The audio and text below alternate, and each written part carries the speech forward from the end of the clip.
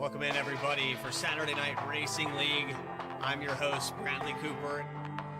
Gentlemen, start your engine!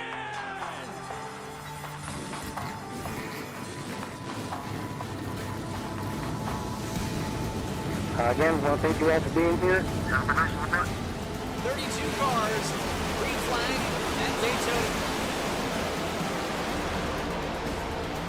And it is a cluster back here for the 15th position.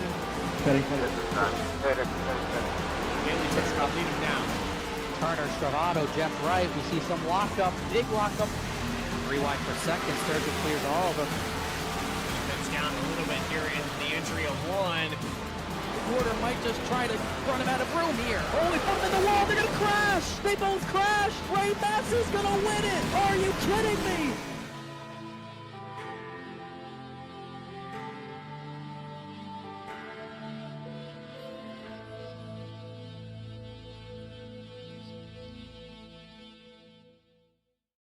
JS Racing. We're in the game.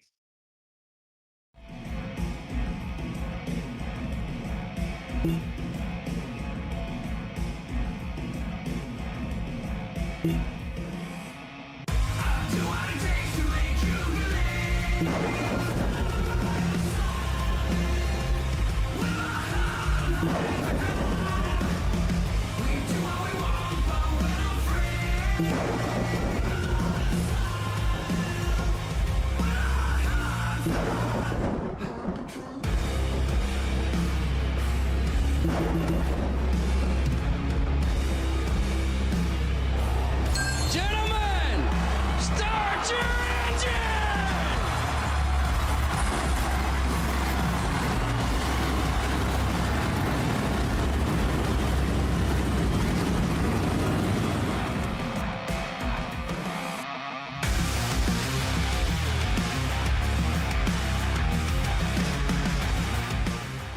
Drivers, start your printers. To keep pace with the ever-changing landscape of marketing and advertising, let Clark Print Shop help you spot the trends and keep you in front of the pack with all your color printing needs. From business cards to invitations, menus to mugs, we can print anything you need on paper or your choice of over 3,000 promotional items. Visit www.clarkprintshop.com to browse our online catalog and place your order today, or call us at 276-889-3426. For a limited time, use the code iRacing for 23% off your first purchase. The staff at Clark Print Shop looks forward to handling all your color printing needs. Walking and Rolling Costumes started when my son Reese was born with cancer. So when I was 3 years old, I got my first wheelchair. And he wanted to be Wall-E for Halloween that year. And so I knew you couldn't buy a costume to go on a wheelchair at that time, so I knew I had to build one. My dad ended up building a Wall-E costume out of a Dell computer box. When we were all finished, he loved it. We took pictures of it and shared it on social media. So many people started sharing it that we started getting requests from people we didn't know. In 2015, we decided to build them for other kids because people were asking, hey, can you build them for my kid? So we started the nonprofit organization, Walking and Rolling Costumes, and we build costumes for kids all over the nation, free of charge to the families.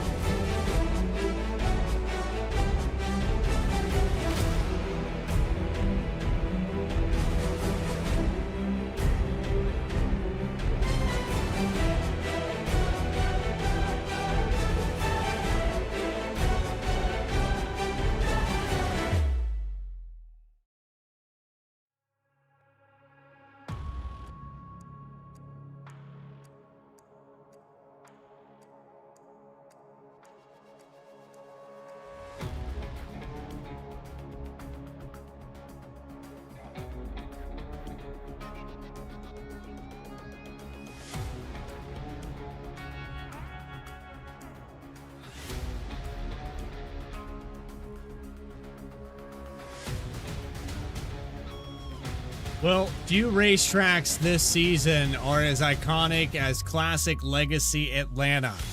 And a few questions are to be asked. Will we see our 5th champion? Are we going to see our first repeat champion? So much left to happen, but it is very mathematically possible. Live here tonight from Atlanta Motor Speedway, it's the Saturday Night Racing Cup Series, live on VSPEED. Welcome in, everybody. I'm your host, Bradley Cooper, and we saw last week there, we went to Nashville Super Speedway, but now it is the 1.5-mile oval. With Connor Horn, I gotta say, Connor, this is a racetrack that you're gonna find some uniqueness. This is an abandoned racetrack. It is supported on iRacing, but it no longer exists. And in the car that no longer exists out here on the racetrack, I guess it does exist to some people in the Vintage Series, but here tonight, it's gonna play role to what happened in the early 2000s. It should be a fun one. Not an abandoned track, but an old track. Obviously, it's a super speedway technically now, and obviously the car's not ran in any Cup Series anymore, besides the Vintage Series. But this should be a fun one. This is exactly where this car deserves to be. High horsepower, low grip. You couldn't want anything more than this. Very fun racetrack. You can rip the high line. You can paint the white line on the bottom of the racetrack. 1.5-mile track. Very hard pit entry to get to, so if we get green flag pit stops, that could be an issue for some drivers as well. Very high banking. You're going to use all that banking if you're running the outside wall, so it should be an interesting one for sure. Take a look at the points. We're talking about the mathematics. Kenny Kibbe can win this championship. J.R. Shepard might be out of reach of it, I think, based off of the car count. Most likely not going to be able to get it, but J.R. Shepard had a phenomenal season with his victory this season and a lot of podium finishes. Then you have Joshua Banks, who had 4 wins on the season, just didn't have the consistency, had some DNFs, and put him behind the 8 ball. But you look through all the way down to the 16th position, all of these drivers involved in that, all the way back to Hunter Sr.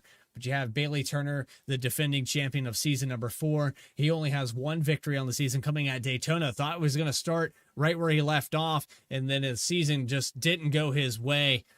Hard times for Bailey Turner. And you have Jeff Wright, of course, season 1 champion in this car, the old version of this car that we have revamped. And Jeff Wright has been phenomenal with 6 victories, putting on another one there just last week at Nashville. I got to say, Connor, it seems like we're going to have our first repeat.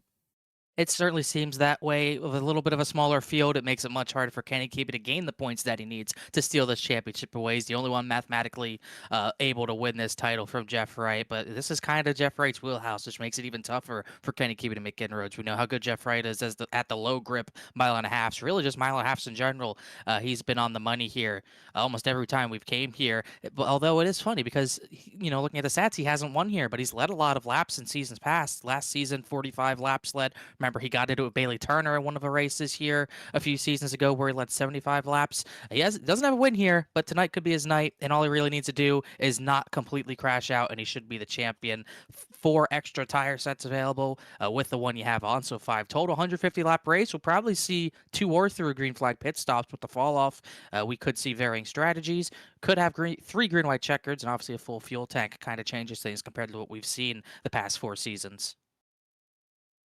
So there you have it. It's time to take you down trackside. Get the grid up on the screen. Starting on the top spot, it's going to be the number 9 of Chad Klinger. We're in a 30.026 in that Sherwin-Williams Christmas-themed 09 top spot, just inside of Joshua Banks in the 35.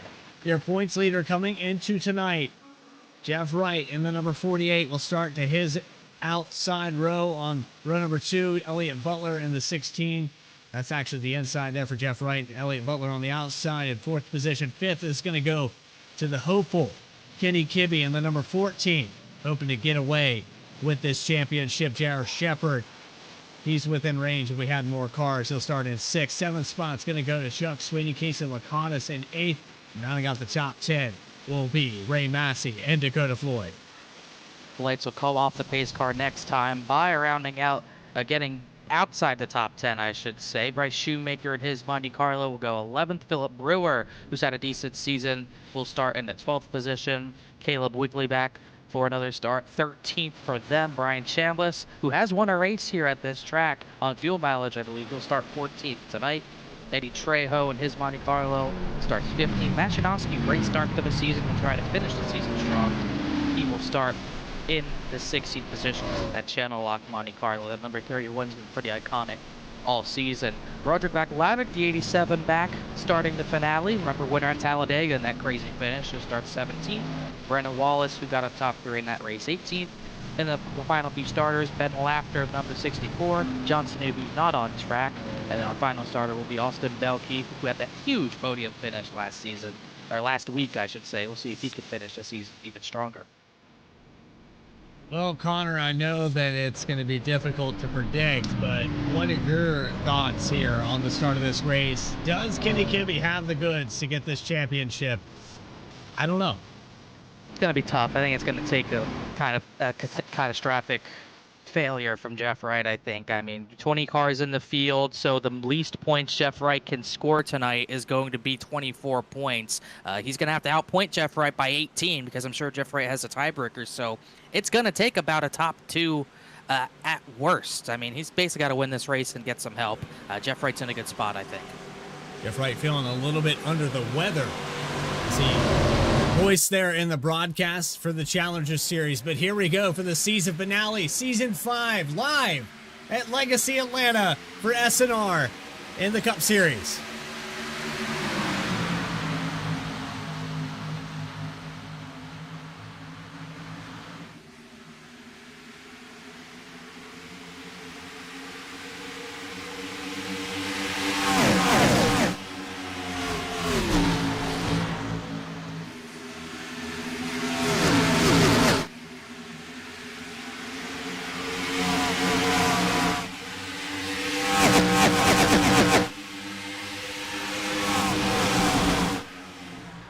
Chad Klinger starting on the front. He has fallen all the way back to the 4th position very quickly, and it's a Hornet's nest coming off of turn 4, or turn 2, rather. Oh, Elliott Butler just out in the back of Joshua Banks. There's something about starting on the inside of the front row as the pole sitter. It just doesn't work for any driver. Chad Klinger, he got a decent jump, but he gets arrow loose because of the front bumper from whoever started 3rd, got him loose, and that let Joshua Banks get the lead away. But here comes Elliott Butler. He had a good run out of 4. He's trying to get the lead away. Joshua Banks now losing that top spot as Butler comes off of turn 2 with the lead. Outside line seems to be working early. Butler to the top spot. Butler to the top spot, so Banks settles 2nd. Jeff Wright exactly where he needs to be in 3rd. And Dakota Floyd, shout him out not only because he's running in the 4th position, but I believe the only Greg Biffle scheme that we have tonight, that number 57, sporting the rookie colors of Greg Biffle. Again, we talked about it there on Thursday. We'll talk about it again. A tragedy here in motorsports. Greg Biffle, I mean, the void that you're going to have to fill with that, I don't think any one person can do. It's going to take multiple people, and just a great family, and you know the 2 kids. That's just it's something that's very touchy subject in NASCAR and stock car racing, and not just that, but the communities that he was involved in. So Dakota Floyd showing his pride and giving tribute to Forever 16. It's the 57, runs in 4th spot. He can have a good run tonight. No Stephen Davis. He did not make it tonight because of work. He was going to run a throwback to the Biff himself, but he couldn't quite make it. But that 57 looks strong on the outside, and we're going to see a lot of drivers venture up to the outside at the end of these runs, I would say. We're not seeing many venture too far from the bottom side. Dakota Floyd really the only one way up the racetrack. We saw Elliott Butler get the lead that way. And we'll see how much tire conservation matters tonight. This is almost going to look maybe a little bit like the race we had at Charlotte, except shorter, because we're seeing some drivers really keep their stuff cool, not driving too hard. And then you got Elliott Butler 1.5 seconds in the lead after 6 laps. So I think there's a little bit of discrepancy from how hard some drivers are pushing. He just ran a 30.6. He was about 1/10.5 faster than Banks and 0.2 faster. Really, I believe 0.4 faster than Jeff Wright, who's kind of in the middle of that top 5 battle. Asa Lakatos in the number 50 battling with Jeff Wright. Again, goes back to What does Kenny Kibbe need to do here tonight? Well, first things first, he needs Jeff Wright to have what you described as a catastrophic race. Right now, that's not happening. I'm sure for Jeff Wright, even if he is in catastrophe, he's going to come back out on this racetrack and salvage the day. So it's going to take a big points gap here for Jeff Wright. Now, you were talking about second place finish for Kenny Kibbe. I think if Jeff Wright has that catastrophic race, it could be a top 5. But Kibbe needs to get up front and lead a lap, at least one. I will say max bonus points you can get is 5. If you win the race, lead the most laps, you get a max of 48 points. So 17 points is the gap. If Kenny Kibbe ties Jeff Wright, I believe Jeff Wright would get that mark via tiebreaker. So he has to outgain Jeff Wright by 18 There points. it comes. If Kenny Kibbe goes on to win this race and gets max points, gets 48, all Jeff Wright would need to do is finish 13th or better. If he finishes 14th or worse, then maybe Kenny Kibbe has a slight chance. But otherwise, 13th or better is all the 48 needs to my math. Crunch the numbers here on VSPEED. Statistically, for Kenny Kibbe, it looks good. We've had 4 different champions across 4 different seasons. No repeats. So Kibbe looking really good. But Jeff Wright, first season champion in this car. Now it handles a little bit different. There were updates to iRacing. This car is completely different from what we started out with in the first Gen 4 car. And I know handling high horsepower fits in the wheelhouse of a lot of these guys. Jeff Wright performs really well in any of those scenarios. But if you're watching Kenny Kibbe right now, you don't have a lot to base that off of. Kibbe didn't perform well in season 1, had limited races in there. Comes in to season 5, and we hadn't really talked about him. I mean, honestly, Connor, to come down to the 14 car, he's had some victories, he's had some great races, but he wasn't one of those drivers that we were really like, yeah, this is the guy that's got the stuff. It wasn't consistent enough to really declare that. Oh, remember, I mean, he made his debut season 3, had some good runs. Season 4 in a next-gen car, had about 3 or 4 top 5 finishes, I believe, 4, but, nothing over the top. But even this season, the 1 win coming at Richmond, but he's been consistent enough this season to be in this position. Even through the chase, that's when he picked up that first career win at Richmond, gained a lot of points on Jeff Wright, made it single digits. Even through Talladega, kept it single digits. He just didn't really last week, where he just did not have the speed. Jeff Wright dominated that race, and that's kind of made the difference in this title battle between the 48 and the 14. But compared to the last full-time season, the previous full-time season that Kibbe had, big improvement on consistency, a lot better finishes, not as many crashes, and he's qualified a little bit more instead of just starting from the back, which obviously plays a factor in just staying up front, staying out of trouble. Definitely an improved season regardless what happens tonight. Watching there, Jeff Wright getting the best of it as of now. 14 laps into this race. Kibbe stuck on the outside, and it looks like the 57 of Dakota Floyd and his Greg Biffle throwback going to take away that line for the time being. Kibbe's going to dive to the inside at 3 and 4. You're watching the 09, your pole sitter, and what happened to Chad Klinger? He lost so many positions, fell back to 4th. I don't know if he's in save mode, but maybe it's time to turn it back up. I'm sure he's trying to turn it back up. We talk about it all the time when this race starts on green, on the green flag, on the initial start. If that driver who starts second on the outside of the front row gets a good enough jump, there's almost contact between all 3 of those drivers there. But if you don't get the jump from the pole, that driver stays your outside, and you got the driver who starts third dumping air on the spoiler, it makes it really difficult to keep that lead. That's what happened to him. He lost 4 spots in the process. He's still trying to cling back in that holiday-themed scheme. Did you say cling back? Unintentional. Yeah, Klinger Sure, moving up. He'll appreciate it. He will. The Klinger Dinger, I believe, is what the slang they use here. Back up to 5th position. Jeff Wright, comfortable, but not 100% confident. We were doing the broadcast there in the Challenger Series, and he kind of voiced it right out the gate. As you see the 57 hit the wall there. There's Dakota Floyd out of turn 4.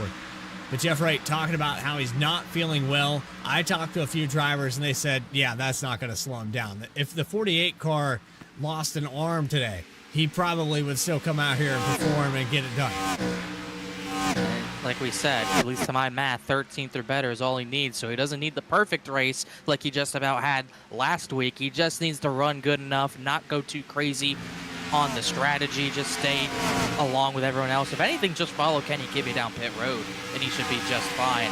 And we'll see what he does. We'll see if he gets aggressive, wants to win that last race badly, but he does not have to be Superman. He can kind of just be Clark Kent tonight, and I'm sure that's exactly what he's going to try to do, as we're only 18 laps in. The only thing that might hurt him is tire fall off, but that's going to hurt everyone tonight. We're already seeing tire fall off. Elliott Butler had that 1.5 second lead. Joshua Banks has cut that in half. The fall off in just under 20 laps is 1.5 seconds right now for the 16 and for the 35 as well. It's about 1 second, but that's because his fastest lap is 0.4 seconds slower than what Elliott Butler ran. So the fall off roughly 1 second to 1.5 seconds right now. Depends how hard you pushed your stuff. Yeah, when you talk about that deficit, you can kind of plateau it. You can make it even. Joshua Banks, of course, you come out on the racetrack and you run around that 31.2, 31 flat.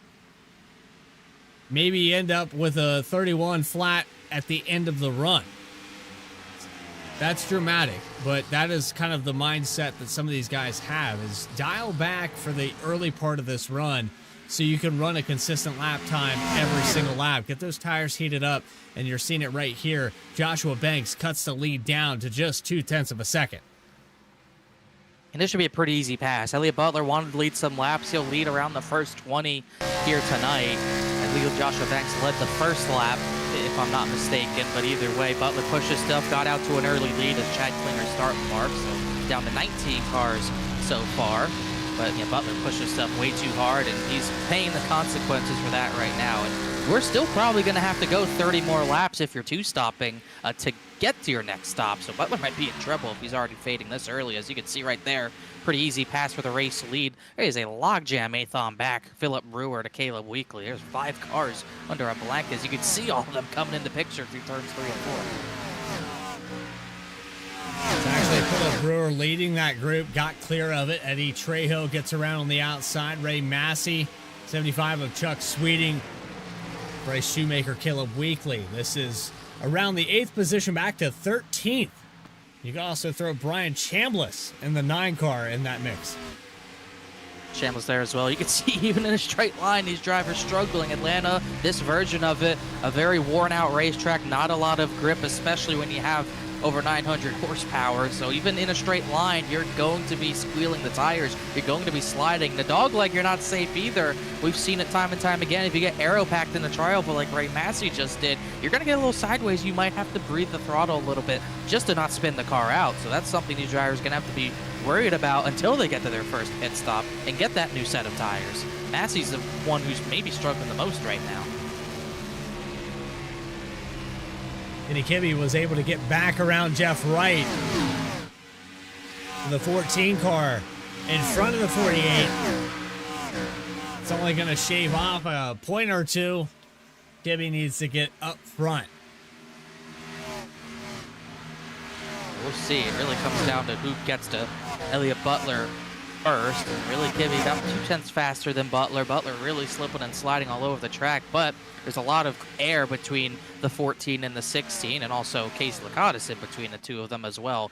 Smaller field, little spread out. You're starting to see all that rubber get put down on the bottom of the racetrack, especially. We might see that top line come in a little later because of that. Only had 2 lead changes between the 35 and the 16. Chad Klinger did not lead any of those laps, obviously.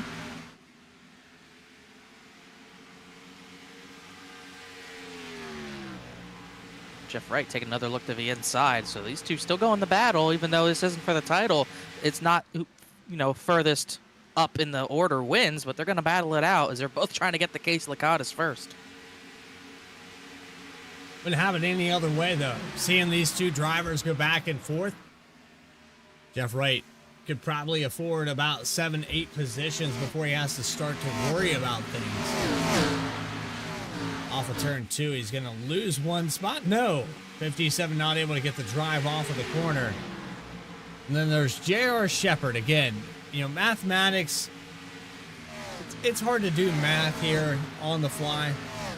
But what we can confirm is 40 points is too big of a deficit. If we had a field like we had at the beginning of the season, then I would say J.R. Shepard has a possibility with the bonus points. If we had 35 cars on this racetrack, I would say okay, yes.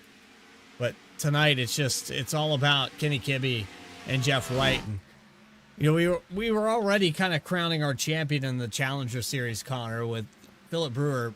He had a 38-point lead. It was just impossible for anybody to touch him.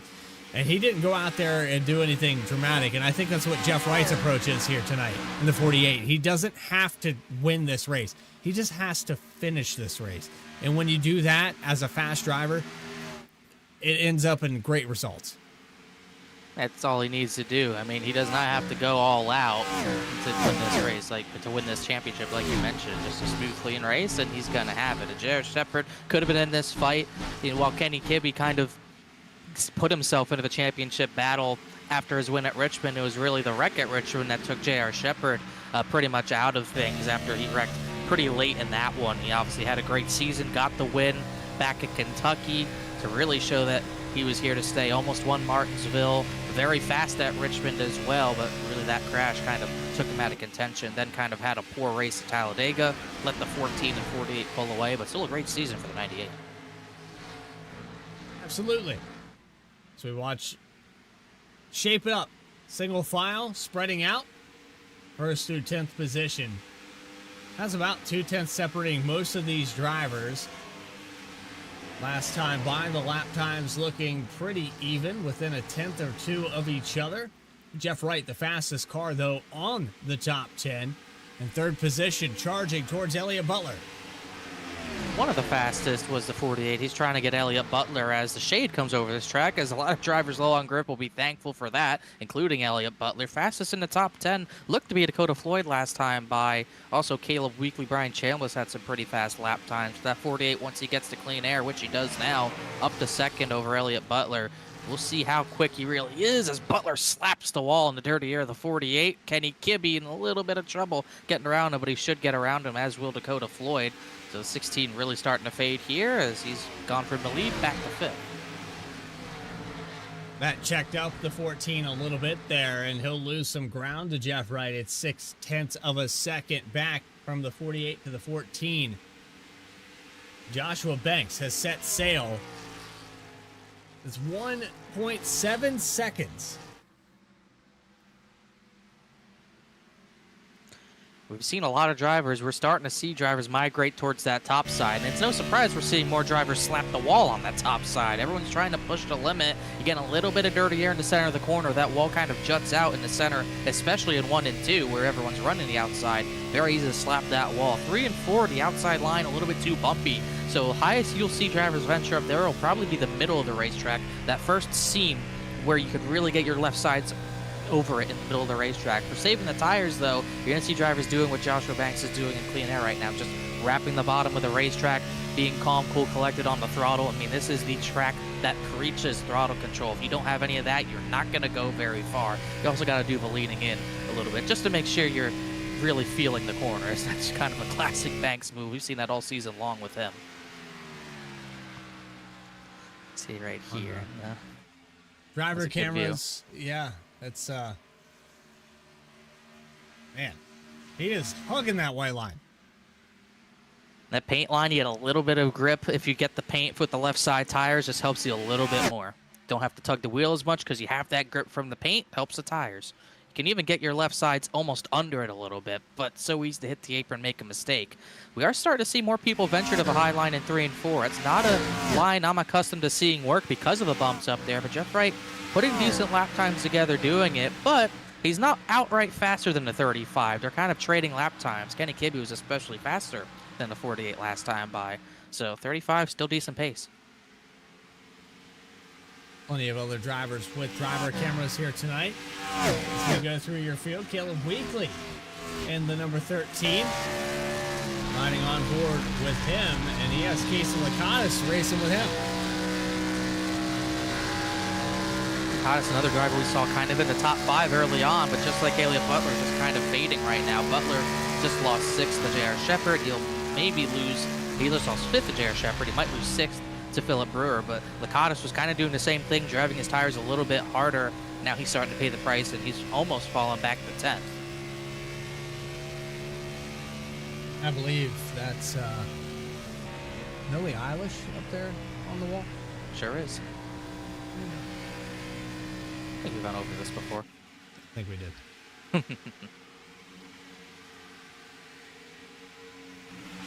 You know your pop stars. That is the season finale it's question. Caleb Weekly's fault. That's Caleb Weekly's fault. I know that.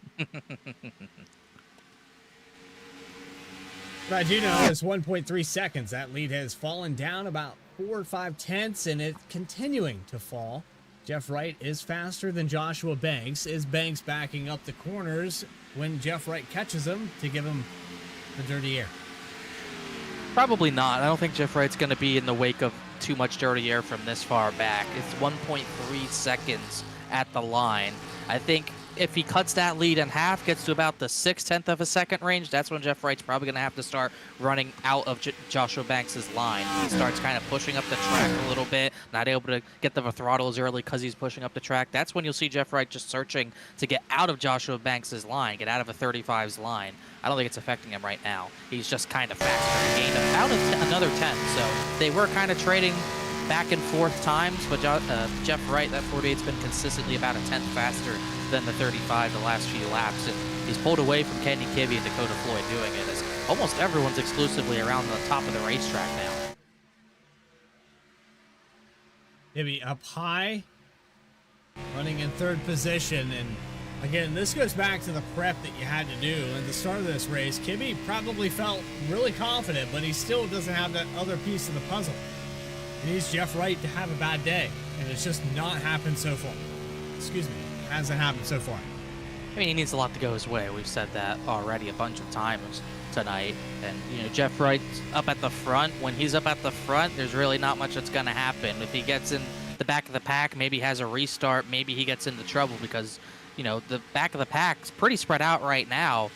Not too many side-by-side battles going on right now, so even then, he might not run into trouble. And obviously a smaller car count will probably change things as well.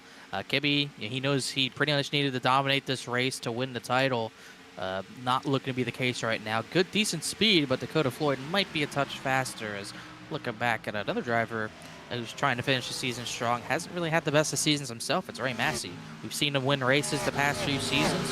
Hasn't really been the case with Ray Massey, not running the full schedule. He's missed about 6 races. He's ran 10, only has the 1 top 10. Now, we were talking about him in Victory Lane there in season number 4. So, you know, for Ray Massey right now, it's just bring this thing home and get back to what you know. I think for the 23 team, we got a lot of people involved with it, and I know that they are capable of winning races. That's the 9 of Chambliss in the wall. That's another driver kind of testing the limits of how hard he can drive into turn number 1 behind someone in dirty air, and Chambliss overstepped that limit, hit the wall, no damage, but lost about 3 positions. Speaking of losing positions, that battle for the lead got pretty close real quickly. Last we looked, it was about 1.1 seconds. Well, it's now down under 0.3 of a second, with Jeff Wright ripping the top side, with Joshua Banks still consistently on the bottom, but a change might be in order because that 48's ripping. Talking about Jeff Wright running a different line than Joshua Banks, but Joshua Banks might change his line to try to prevent that 48 car from getting there. Whoa! Oh, man. Huge wiggle. Oh, my gosh. I thought he was wrecking right there. I don't know if the 35 affected Jeff Wright much there because they were in completely different lines, but you saw off the corner, the 48 just snapped sideways, and now in turn 1, we saw the 35 inch up the racetrack, but he's in the wall. Now it's going to be a battle down the backstretch. Defense from the 35 going into turns 3 and 4. problem. You want to take Jeff Wright's line away, but with these Gen 4 cars, if you run his line, he can aero pack you, which it kind of ruins all the grip you have. So you can't really block their lines with these cars. Because of that, Jeff Wright, we might see him go for a slide job here. See how hard Banks wants to keep this lead. He's going to pinch him. He's going to fight him a little bit here. Yeah, I had a nostalgia moment there off of turn 4 just now. Got him. Watching the 48 car across that quad oval. How many times have we seen that? We're going to see it again. Banks tried to get behind Jeff Wright, but he just could not get the car gripped up to the bottom, missed the white line, and now Jeff Wright in the lead as Banks almost lost it in the tri-oval dogleg. Kibbe's going to fall back to 4th. This does not bode well for his championship hopes. But again, it's been caution-free so far, and we know that Jeff Wright thrives on a caution-free race. He can run his strategy exactly to a T. It's when these races get discombobulated. When everything falls apart, there's a weird caution and a weird time, and you have to choose, do I want to pit? Do I want to stay out? I think at this point in the race, everybody would pour down pit road. But if we have a caution and quick succession after that, that's where some guys come in, top off of fuel, and say, okay, I'm going to play a long game. And that's where Jeff Wright maybe sometimes gets thrown out of the mix. About the only thing that might be able to happen to him. Another thing that probably won't be a factor with the smaller field is lap traffic. You likely won't see that. Eddie Trejo running the final car running. He's in turn 1 right now as Jeff Wright's out of turn number 4. So he's likely not going to be seeing really any lap traffic besides maybe a stray car or two right now. On the backstretch for Eddie Trejo, 19 and a half back. He's about to go a lap down. What Dakota Floyd's got good pace right now. He just took that Greg Biffle car up to the 2nd position. I thought Banks was doing a good job with his tires, but it seemed like he was kind of in the middle. We saw Jeff Wright kind of lay back at the start. Now he's surging. We saw Elliott Butler push hard the first 10 laps. He's fallen outside the top 10. Joshua Banks kind of in the middle. He didn't really wear stuff off too badly, but obviously slower than a lot of drivers on the long run right now.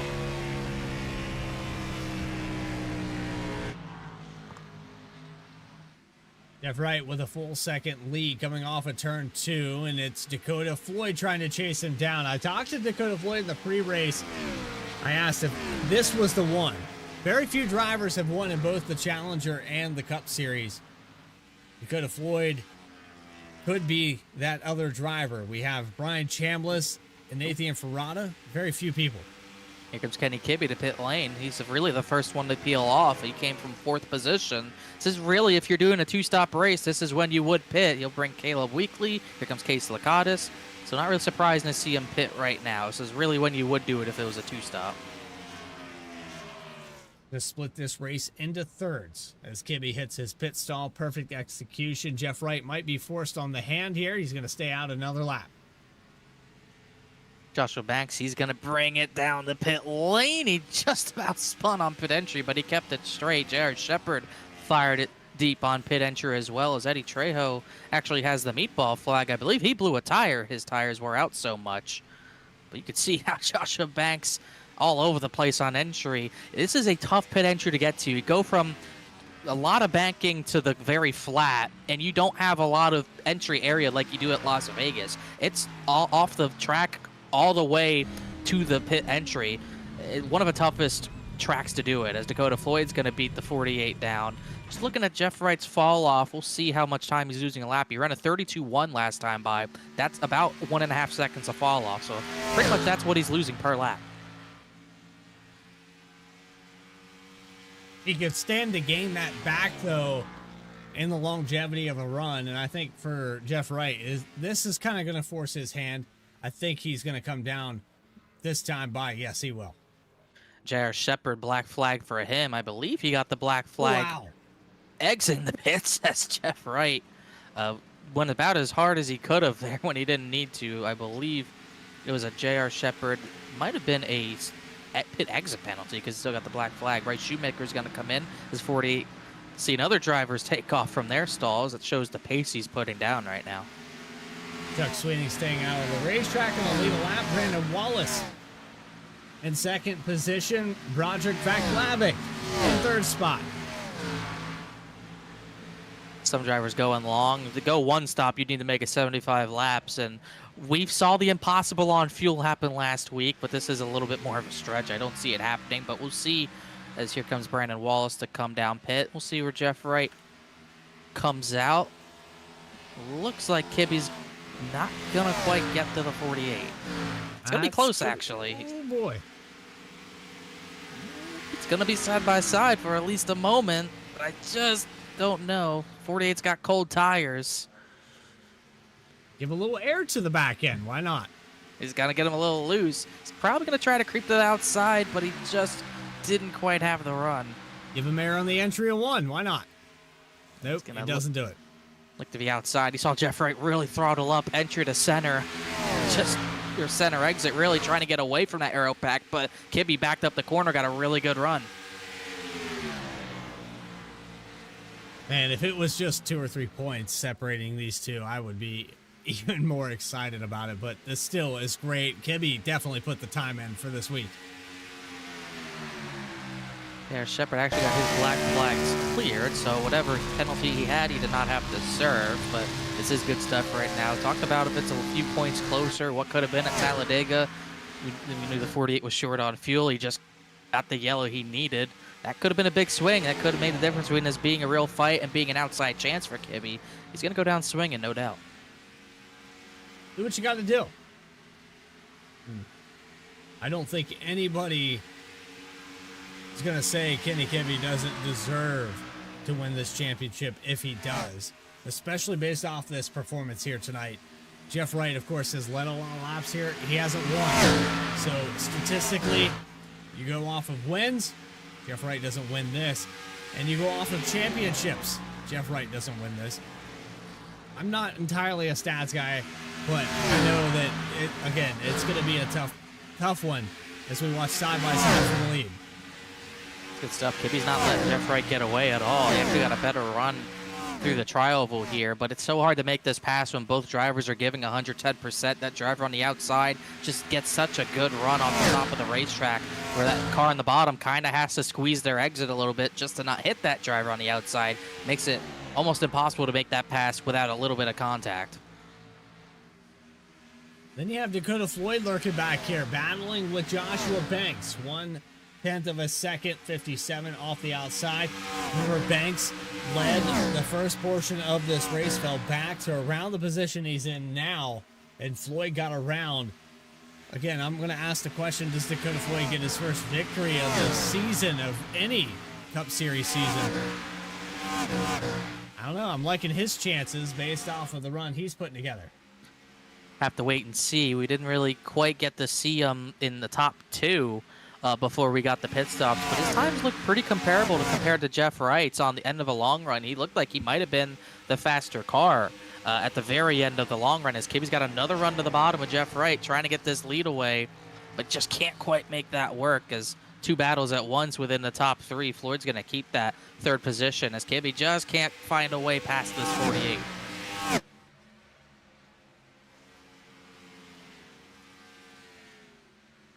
Some other close battles on the racetrack between Bryce Shoemaker. You also have the 98 of J.R. Shepard, who had to do a stop and go in his box. 40-second hold.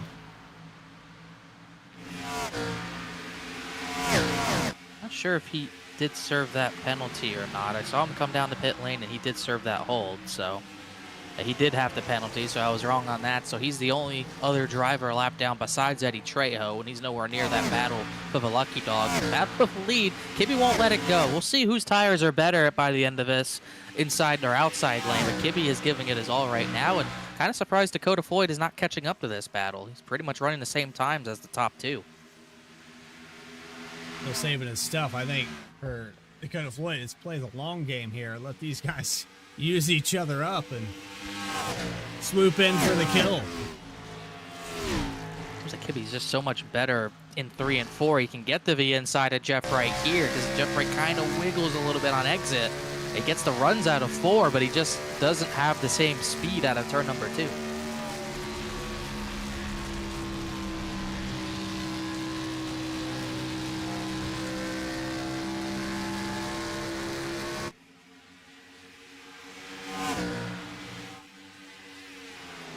Maybe peek to the inside there on the entry of 1. You saw what Connor was talking about there on the outside line. Jeff Wright able to thunder past. You're going to see the run again here out of turn 4. I don't think Kimmy's going to get to the inside this time. He lost a little bit too much time before it entered a 3 and didn't really gain it back. So we'll see if Jeff Wright starts to pull away a little bit. Kibbe kind of went to the high line, entered a little bit higher, exited a little bit lower, able to keep pace with the 48, but he might have to try another avenue getting by. Might have to, if it was me, the only thing you can really do, try to drive in on their bumper, aero pack them, get the run down the straightaway, and just slide up in front of them into the next corner. I think that's really the way you're going to have to pass tonight, especially in the top 5. It's difficult to judge. When you have a car to your inside, that outside line seems to work a little bit better. I don't know about you, Connor, but when I have someone to my left and I'm running that high line, I can kind of gauge when to get back to the throttle based off of what they're doing. But when I have nobody down there, it makes it even tougher. As you're going to see the 14 wall ride and get loose. I think he got put off a little bit by Jeff Wright. Kind of took his line up. He tried to get a little bit of clean air to the right front fender, and that safer barrier came up in a hurry. So he's kind of lost touch with the 48 now. I'm going to choose the middle lane through 1 and 2, and that's going to allow Dakota Floyd to creep into this picture. Last time by, Floyd, a 10th faster than your leader, Jeff Wright. He'll get a little bit closer to that air from both those cars as they're both going to run the bottom line. He'll inch up the track to the middle, so Banks is actually getting some pretty clean air himself. And these top 4 really separated themselves is another point. I mean, these guys are gone. Top 4 separated by a second and a half. After Joshua Banks, you're going to have to go back another 9 seconds to get the 5th position in the battle for that spot. That's Case Lakatis, who kind of short pit, got back into that spot. Ray Massey, who we're talking about, has had a tough year. He's looking for a top 5 position.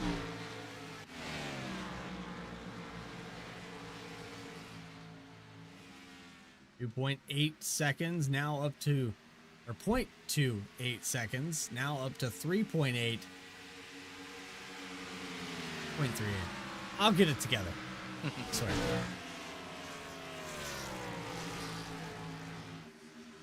We're about to have a 4-way battle for the lead here, though. Based off lap times.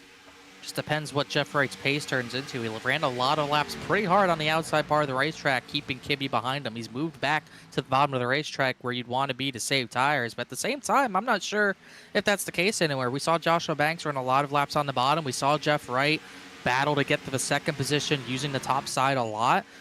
So it might not be a line dependent on how you save your tires anymore. That could be a difference as well. We had some oval refresh changes, so maybe the track's a little bit different. We really didn't see at Nashville the track widen out at all. Obviously, Atlanta has some grip strips on the top, so a little bit different, but those tires might be wearing differently, might not be so line dependent.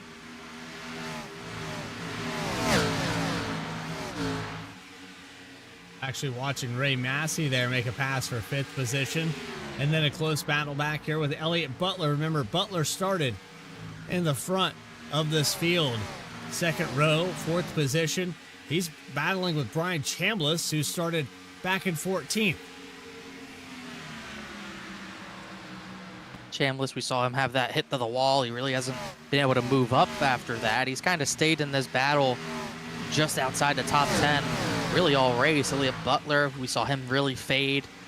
All these drivers, 4 or 5, maybe even 6 drivers kind of in this line battling from 10th back to that 15th position where Austin Belke is. And Kibbe's still giving Jeff Wright a little bit of a run, trying line, trying to stay with him. He just can't quite close back in yet.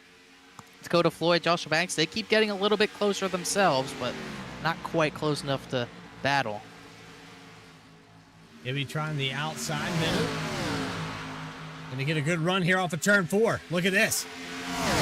Jeff Wright, just something about turn number 4. He just can't get out of that corner well. I think he actually hit the apron off the bottom that time. Kibbe just couldn't quite take advantage, got sideways through that dog leg, but he's really good right there. He enters high, exits low, but he kind of loses on exit because of doing that, because he gasses up a little bit too early to where he has to breathe it on exit, loses that momentum. But he's there now, maybe trying to get to the bumper of the 48, loosen up a little bit. Because Jeff Wright kind of saw that coming, inched up the racetrack.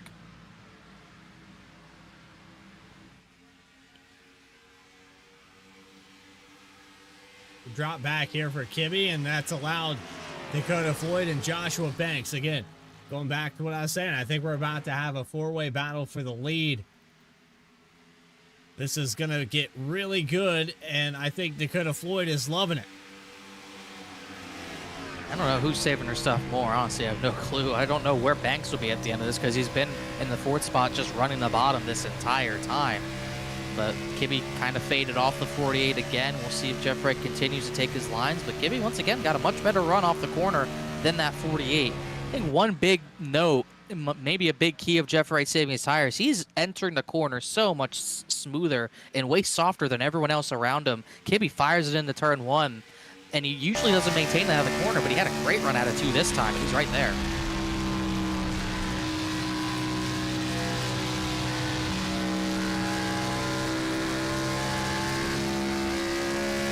That time for Jeff Wright. He gets a run out of I think it had something to do with the 57 on the back bumper as you're watching a battle for second. Looks like Banks to the inside in 1 and 2. We're actually in third position. We're almost going to go 3 wide for the lead. Single file, 57 of Floyd falls back. 35 of Banks up to the third spot. He's going to try to go back and take the lead. Jeff Wright's going to have to figure out which line he wants to aero block because Banks might have the best tires out of these four now. Kibbe's in the wall. He kept the momentum up enough, but Banks might get that runner-up spot now. I think he's going to get it here in 1 and 2. I think he's going to slide up. No, he will not. Just Not can't quite clear him. 48 went to the bottom, made the air a little bit worse as we cross halfway this time by. And Jeff Wright just inching back to the bottom, trying to hurt the 35's run. He's clear now this time. This is going to be a slide job out of the corner. Going to get really tight between the two cars, but Banks has the position now.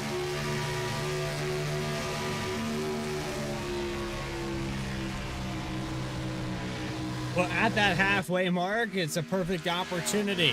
It's been clean and green all race long with 5 lead changes, 0 cautions. Let's find those remote controls and get loud, presented by FireStorm Racing.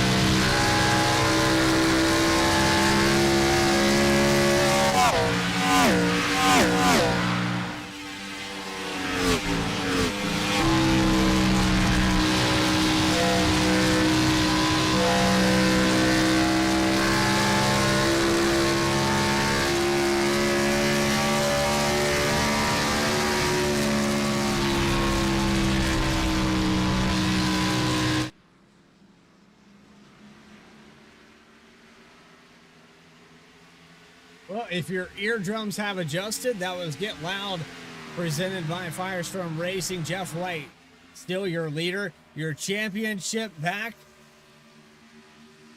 We got the 48 leading the points coming into tonight. Kenny Kibbe back and forth, the closest driver to hopefully be the 5th-time champion. But as it sits right now, Jeff Wright going to be the first driver in SNR Cup Series history to win 2 championships.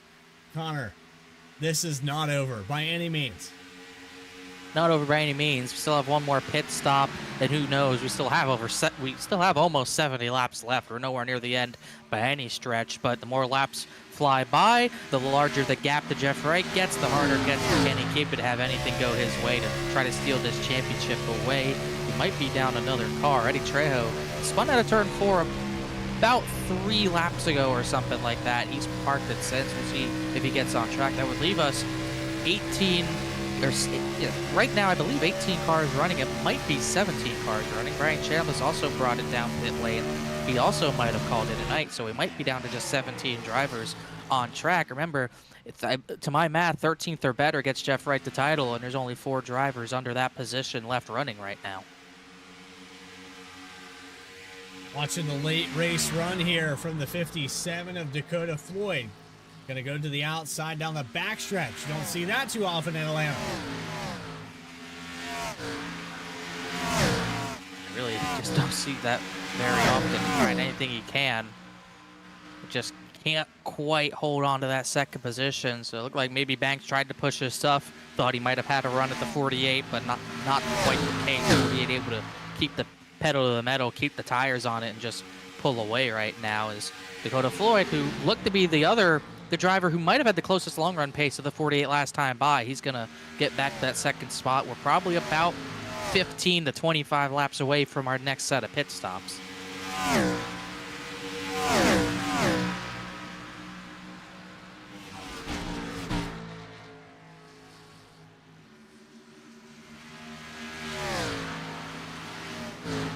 Jeff Wright holding 1.5 seconds as Dakota Floyd gets clear of Joshua Banks. Banks fighting back a little bit here. I think Floyd 100% has that pass completed. I think Banks is going to go back on offense for a moment or two. And I think Floyd wishes he wouldn't so he could go chase down Jeff Wright. It's 1.5 seconds, and for every time Banks gets up on that rear bumper, they're losing ground to him.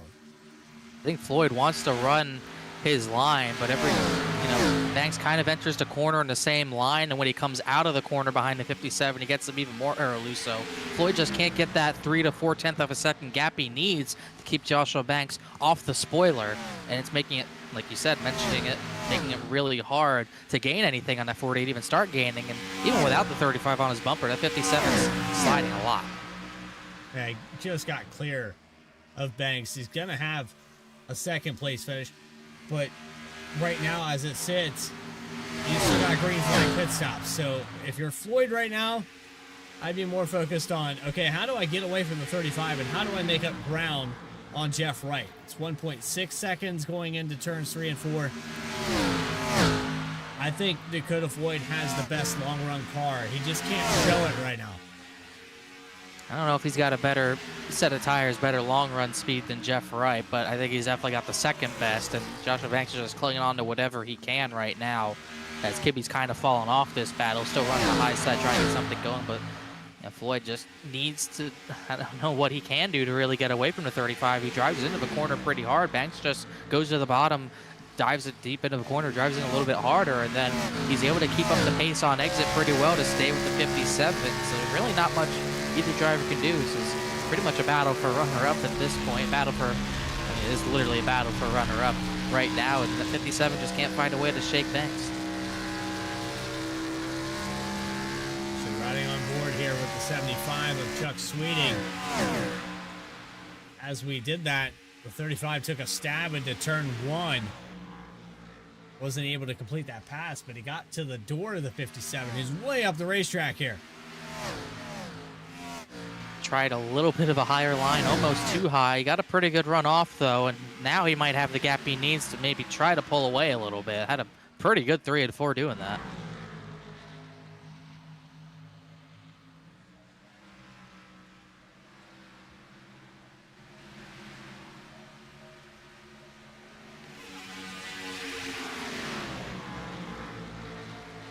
Maybe he's slowly gaining his way back into this mix as well. And, you know, we go through this field with the top 10.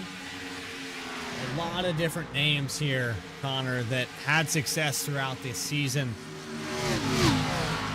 We can go back to Chuck Sweeting, who's had some podium finishes, also has a victory in the Challenger Series, I believe 2 wins in the Challenger Series. We have Joshua Banks, who has the second most wins here in the Cup Series. He's in 3rd position. Ray Massey, he has victories under his belt back in season 3, I do believe it was, maybe season 4. I think it was season 3 at the 23 car at Chicagoland race with Both. I think it was maybe you on the call there at the tail end of that race where McWhorter and Bradley wrecked each other. 3 wins for him, actually. He won, I believe, at Atlanta, maybe even season 1, and then he has 2 other wins to his name in season 3 at Chicagoland and at Bristol that year as well, that season as well. So 3 wins in the series to his name across 2 separate seasons. And one of those wins, like I mentioned, in the first season of the Gen 4, very first season of this league, he got a victory at this very racetrack, but just hasn't been the same, hasn't been able to keep the speed up in the starts that he has made, but he is 11.5 seconds behind Jeff Wright, but I'm sure this run right now is making him feel pretty good being in the top 5. Pretty easily as well, 1.6 seconds back to Philip Brewer in that 6th position. And that is your season 3 champion in the Challenger Series, running in 6th spot, Philip Brewer. You know, Challenger Series still in its infancy. I mean, it's still young, but SNR, these guys all go way back to other series, and I believe you raced with a lot of them over at VRL. A lot of these drivers. Phil Brewer, I don't believe, did. But Jeff Wright ran in that series. Joshua Banks ran that series. Bailey Turner, who's not here tonight. A lot of drivers who aren't here tonight ever ran that series. Andrew Horonis, AJ Stravato, Elliot Butler. He used to run the series, basically. Eddie Trejo. I mean, a lot of drivers who have ran in VRL, ran in Outsiders Racing League, ran in this league, in Saturday Night Racing League, BTDY. I mean, there's a big group, a clump of drivers that kind of run league to league with each other. Jeff Wright being one of those, and he's been pretty fast in all of them. Dakota Floyd finally able to escape the air off of the spoiler. Pulls away about half a second from Joshua Banks, but it's 3.2 seconds now to Jeff Wright. Final pit stop coming up within the next 5 to 10 laps. Yeah, Jeff Wright said he didn't need to go all out and try to go crazy in this race, and he might not be going crazy. This is just the advantage he's had all season. He has 6 wins. He's looking to get number 7. He has the most top 10s on the season. Only second for most top 5s to Joshua Banks, but over Joshua Banks, he's had the consistency to go along with the most race victories. He really hasn't put a foot wrong, kind of like what we saw from Bailey Turner last season in the next-gen car. Jeff Wright just hasn't put a wheel out of place, hasn't placed the throttle in a bad spot. Really, his only bad finishes have been caused by crashes at Rockingham and at Kansas, where he got big damage in both those races. And then Daytona, obviously, is Daytona, finishing 15th there. 19th at Charlotte, another incident there, where he had the crash with McWhorter on the final lap. He's been consistent all season long. The only thing that have kept him out of a top 5 spot are drivers hitting him, things out of his control. That's why he's been as good as he has been this season.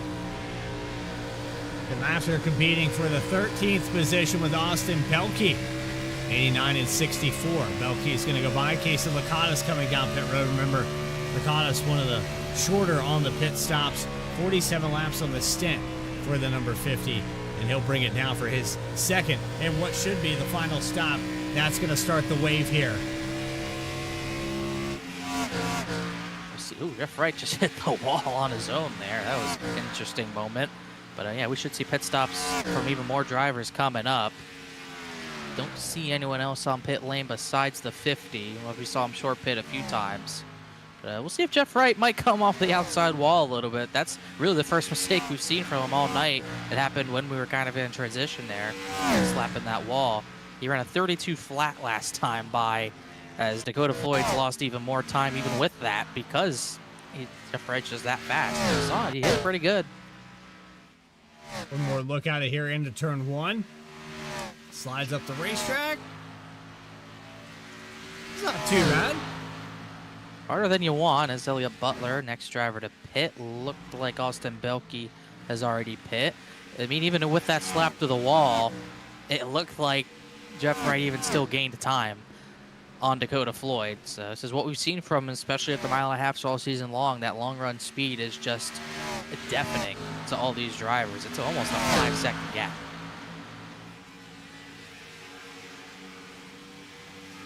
Maybe gonna come down pit road as well.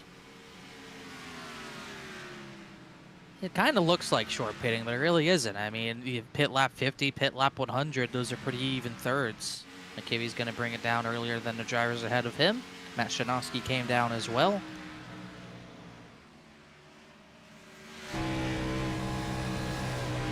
The mistake could be made. This could be it right here for Jeff Wright if he doesn't execute on pit road. Should be pretty easy for him to execute. Doesn't need to push it too hard on entry, I wouldn't think, but we'll see how hard he does want to push it.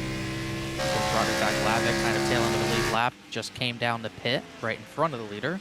Caleb Weekly also came in. Ray Massey's in.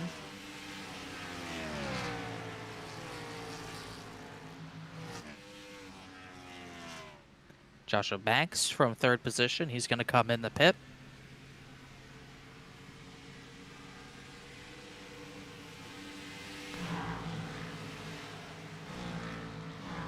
Now when does Jeff Wright decide to make this move? Dakota Floyd back out 5 seconds. Not sure what happened to the 57, but he's coming in now. Just kind of fell off. There really wasn't any time that was an outlier. The tires just completely faded off of him after a little while. Well, Jeff Wright, that clean air, is able to take advantage of it and just pulled away. Here comes J.R. Shepard, Philip Brewer, they all came down the pit. Jeff Wright on the bottom of the racetrack. He's not going to even worry about going long. He's going to come down the pit, and he did still go pretty aggressive on pit entry, but it's a clean pit entry. Very close.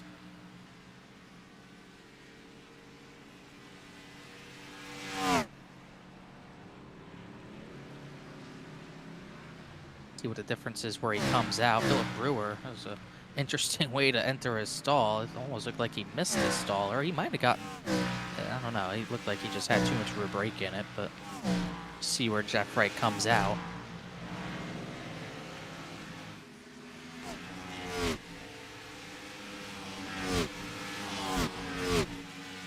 Shoemaker going to take over the lead by about 11 seconds. Brandon Wallace still out on the racetrack. You have Chuck Sweeting, 51 laps on the stint.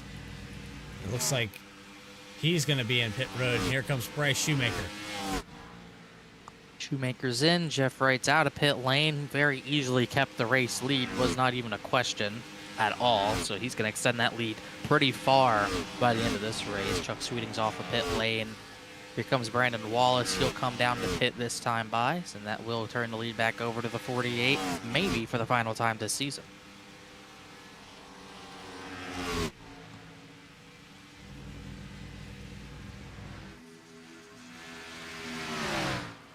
Kenny Kibbe, 4.7 seconds back. 4 lap difference on tires. Kibbe a little bit on the undercut here. I don't know that that's going to pay off. I think Kibbe's going to end up about where he would have ended up either way, just based off of execution on pit road. Jeff Wright was 0.6 of a second faster in and out of the lane, which is incredible. And the one thing, Kibbe, I think at this point knows it's a lost cause with the 48 with the championship, but he did get out in front of the 57 and the 35. We've seen that 14 kind of fall off pretty harshly, so going to be a little bit more difficult to hold them back. Then you have Dakota Floyd, who's 1.6 seconds back, looking at a podium finish. Joshua Banks, 1 second full from the 57 car.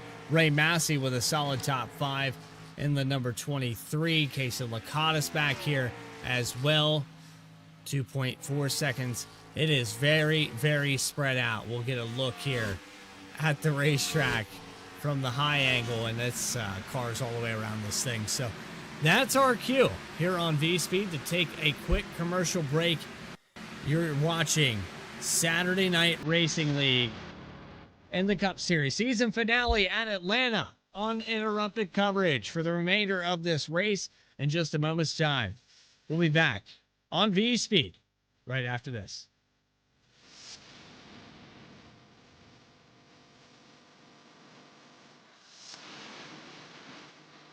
JS Racing. We're in the game.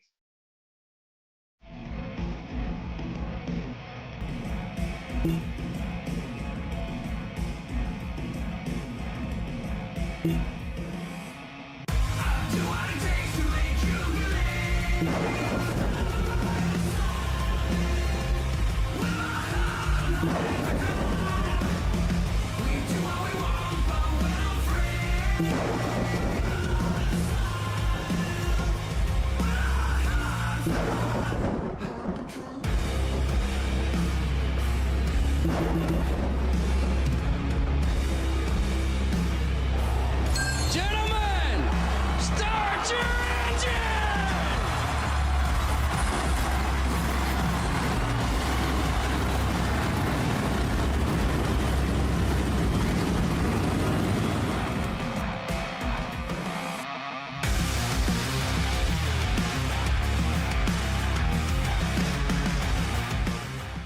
Drivers, start your printers.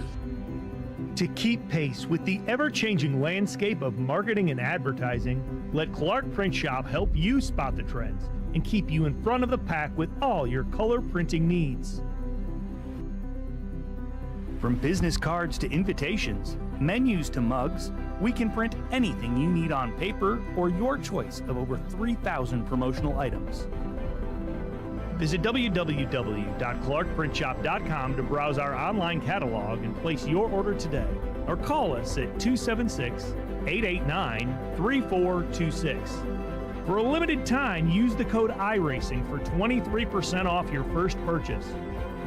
The staff at Clark Print Shop looks forward to handling all your color printing needs. Walking and Rolling Costumes started when my son Reese was born with cancer. So when I was 3 years old, I got my first wheelchair. And he wanted to be Wall-E for Halloween that year. And so I knew you couldn't buy a costume to go on a wheelchair at that time, so I knew I had to build one. My dad ended up building a Wall-E costume out of a Dell computer box. When we were all finished, he loved it. We took pictures of it and shared it on social media. So many people started sharing it that we started getting requests from people we didn't know. In 2015, we decided to build them for other kids because people were asking, hey, can you build them for my kid? So we started the nonprofit organization, Walking and Rolling Costumes, and we build costumes for kids all over the nation, free of charge to the families.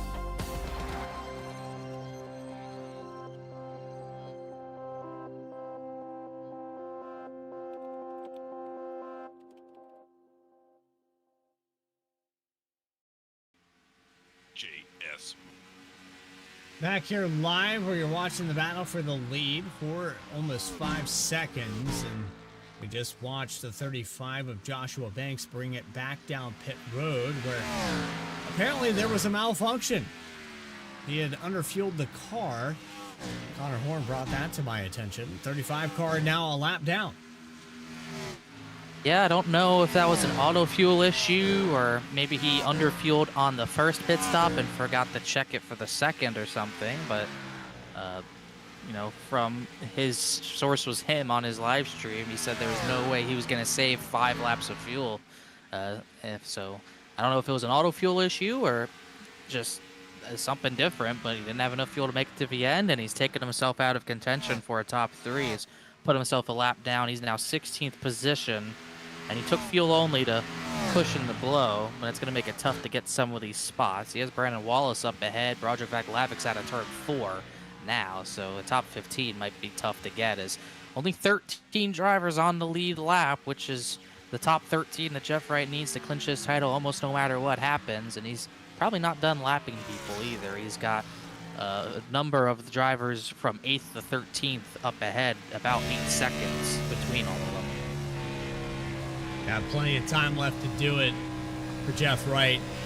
And, you know, Kenny Kibbe being as fast as he is and the raw pace, I think if Jeff Wright did have that bad moment there at the beginning of this race, Kenny Kibbe had the goods to go out and win this thing.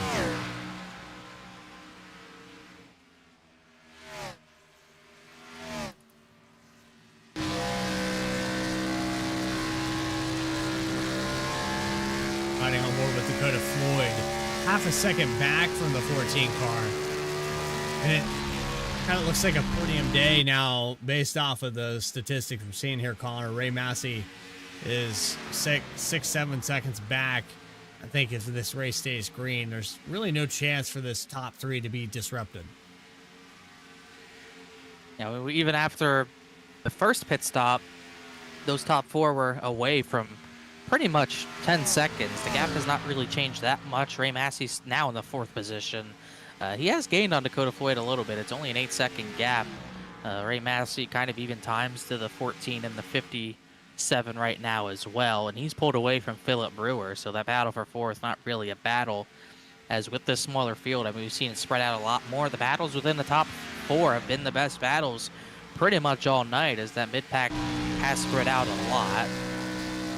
Probably see, I believe we already saw Joshua Banks probably already gotten by the 99 of Brandon Wallace. He did for 15, so that was really the closest battle. Everyone else pretty single file, pretty orderly.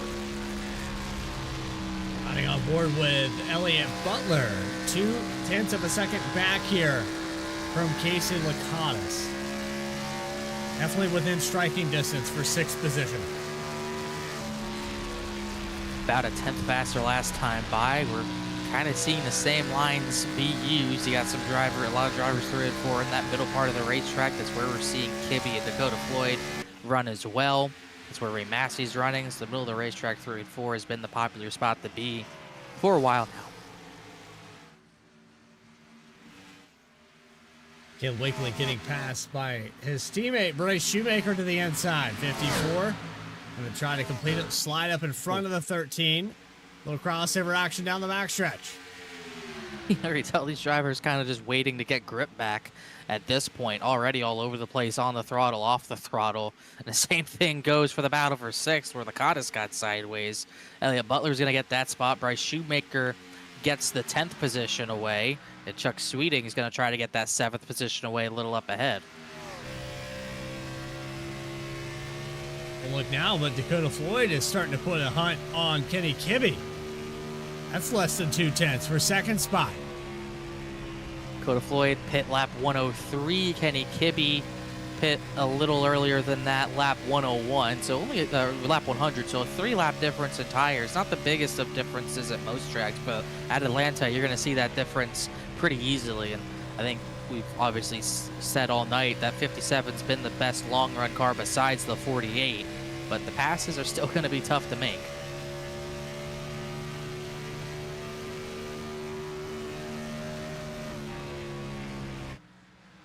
Leading this pass versus, actually getting there.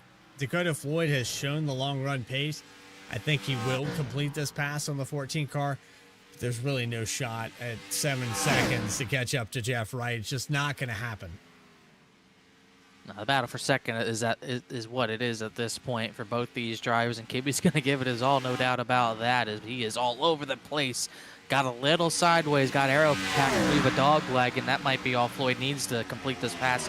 Drive it hard into turn 1, but he didn't really drive it that hard into the corner, but he just has so much more grip in the center to the exit of the corner, where that pass was actually a lot easier than I thought it might be. And how competitive it is here in the Cup Series. You make one little mistake, like undercutting on the fuel, executing on pit road as a whole, qualifying deep in this field. You have a few drivers that maybe didn't get the starting spot that they wanted to begin this race. And Jeff Wright, of course, taking over the top spot, leading the most laps. Then you have Dakota Floyd, who's up 8 positions. I don't know what your opinion is here, Connor, but if Floyd didn't have to pass so many cars, maybe, just maybe, he could be up here with Jeff Wright. Yeah, would say not the best of qualifying efforts. It wasn't the worst in the world. He was about on par with everyone else. I mean, Elliott Butler qualified 4th position with a 30.123. Dakota Floyd was only about half a tenth slower than that, but instead of in the top 5, he was barely in the top 10. So it just shows the margin of error for a single lap of qualifying is very small, and that's why I had to get through a lot of those drivers. But he's done what he can. I think even if he started at the front, I'm not sure if he had anything for Jeff Wright. It's kind of been the case all season long, with Wright at an 8-second lead now. But we'll see if the 57 can maybe make inroads, make it a little closer. We'll see if he ends up being one of the biggest movers. He's up 8 positions. Philip Brewer's up 7. He started in the 12th position. Matt Shinosky also up 7. He's in the top 10. He just actually is battling Bryce Shoemaker for that spot at the time being. So good run from a 31 so far tonight. And Austin Belke, one of the other big movers, he's also up 8 positions from 20th position up to 12th. So that would be the hopeful for the biggest mover award. Clark Print Shop and the number 89. It started back in 21st. Austin Belke mid-pack here in the closing laps. Around 20 laps to go. And Jeff Wright, of course, with a massive lead. Man, it is so tough to talk about anything because Jeff Wright is just putting on a clinic here. He might have saved his best for last. I mean, he has had some dominant races. He was obviously dominant at Kansas, even though he didn't get the victory there. But it's crazy. It feels like we've been on 2 to go for about 10 minutes, but we still got just under 20 to go, coming to 19 to go next time by. I mean, it is over a back straightaway lead for the 48. And we talked about it pre-race, how he has been pretty darn dominant here. He's led laps in almost every race. Season 1, he led 25 laps, ended up 3rd. Season 2, he led 42 laps, ended up 3rd. Season 3, led the most laps with 75. He ended up 10th after contact with Bailey Turner. Then last season, he led a lot of laps, led 45 of that race, ended up 15th. This season, I think this one's going to be pretty hard to take away. 85 of the 131 complete. Have to be 86 of the 132. This comes off of turn 4 with a major lead. Closest battles on the racetrack. It's going to be Bryce Shoemaker and Matt Shinosky in the top 10. 9th position up for grabs as Shoemaker takes the outside. And Shinosky is trying his hardest to fend him off, but that bottom line kind of just gave out in 1 and 2. He got really sideways, and Shoemaker made the pass look easy, although he was working at it for a while, finally got it done. Now he can try to set his sights on 8th, Case Lakatos, and after this, it's probably going to be a pretty tough climb to get the Chuck Sweeting for the 7th position, but his times are good right now, and the outside line working for him. As you can see, the marbles kind of forming up next to that outside wall. You saw a lot of last week, especially. The marbles seemed a lot bigger, maybe part of that oval refresh update that we got week 13. Seems like you're seeing more marbles be put down by the tires. Not sure how big of a difference it's making, but if you go to the outside wall, you'll probably feel it. Ooh, yeah, I think you feel it. I felt it there. It just shows the pace Jeff Wright's put on, because this is the battle for the 8th position, and maybe 3 seconds behind, you can almost see that 48. In fact, you can see the 48 in the picture. The high driver on the high side coming out of turn number 2 in the background. He just lapped 13th place Ben Lapter. That leaves us 12 cars on the lead lap. Austin Belke, the next one, to possibly lose a lap, and I think based off the pace, that's most likely going to happen.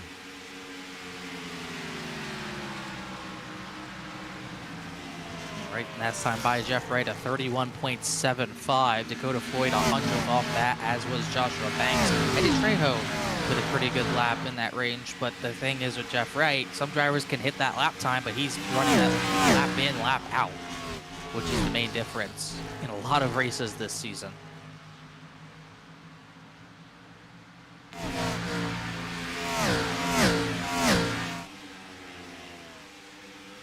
That lead is over 8 seconds.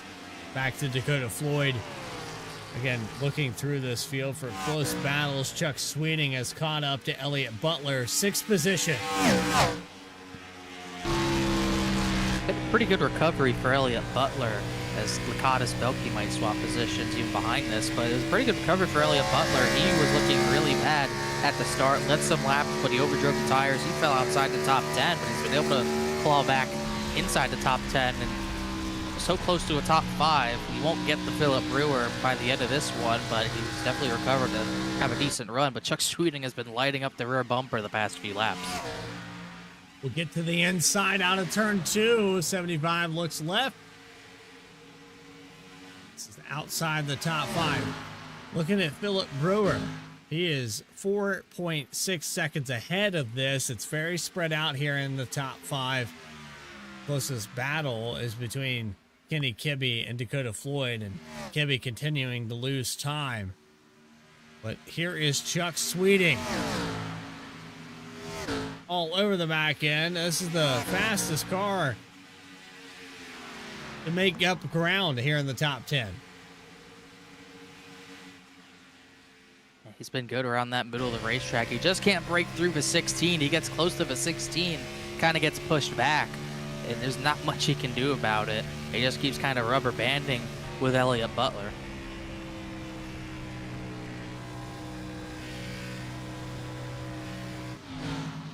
Down to 10 drivers lead lap now. Jeff Wright just worked his way by Caleb Weekly and Austin Belkey, who are going to go to battle for position, and there was contact. And Caleb Weekly's in the wall, and there's a crash down the back straightaway. Caleb Weekly's around, and there's no yellow for it, though. Ben Lafter, Austin Belkey, and Caleb Weekly all damaged. Weekly crashed, and there will be no caution.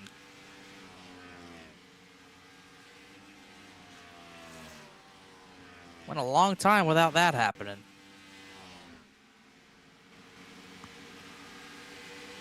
Right there, Belkey got a little bit tight. Weekly in the wall, couldn't catch it. Down to Belkey. Lafter hits the 13 and the 89, and 89 almost hit the inside wall hard.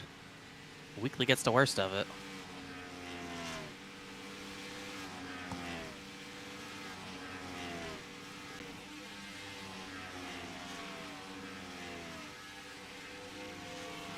Huh. For Caleb Weekly, not happy about that. I can imagine so. Ben Lafter, an innocent bystander, probably won't be happy either. Car's still driving, good enough to be in the 11th position. Belkey's going to try to catch him back. That might give Broderick Vaglavic a chance to get those positions. Or even Joshua Banks possibly at some point, but he's even too far behind, as we're about to see 9 drivers lead lap. Lakatos, as Jeff Wright's coming to 8 laps to go, as Case Lakatos is going to end up being 8 laps to go as well. Lakatos lets him by. 9 drivers lead lap. Matt Shinosky would be next to be lapped.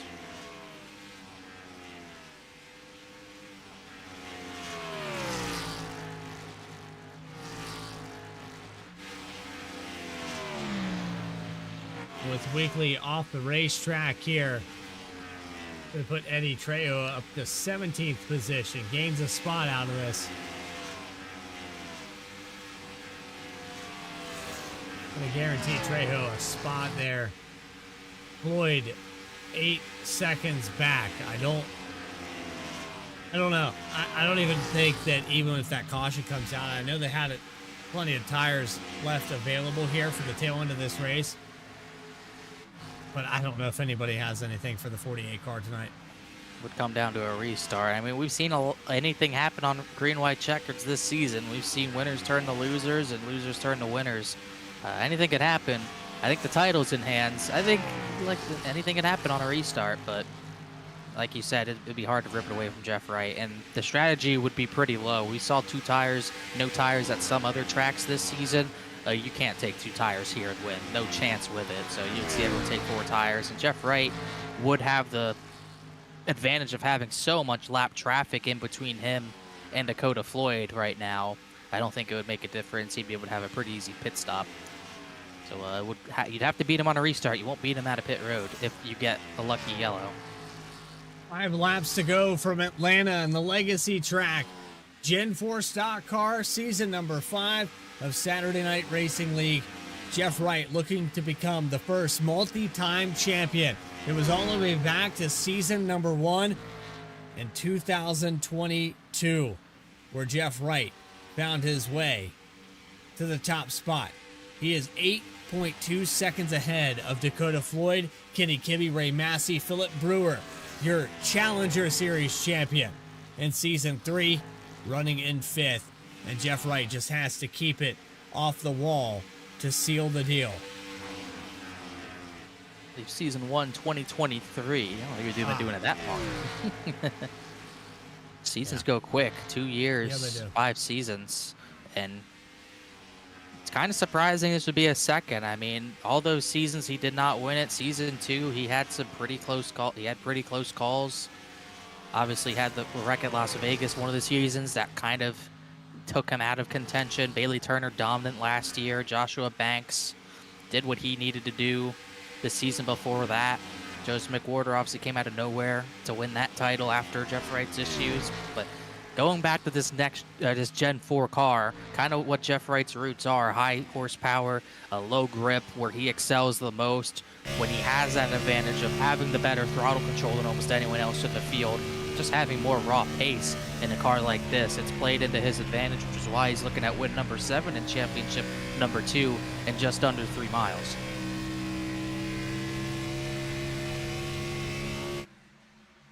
Down the back straightaway into 3 and 4. That lead continuing to grow. Jeff Wright was aggressive with his strategy. He was aggressive on pit road entry. He was aggressive in every single part of this racetrack. He has lengthened the lead out to a big margin, and he'll take the white flag for one final time here in season 5. And it looks like Jeff Wright has sealed the deal. The first multi-time champion of Saturday Night Racing League and the Cup Series, presented by M&J Distributors. The Lowe's 48 down the backstretch into 3 and 4. We're going to witness history here with Connor Horn and VSPEED. Off of turn 4, Jeff Wright, race winner, season 5 champion.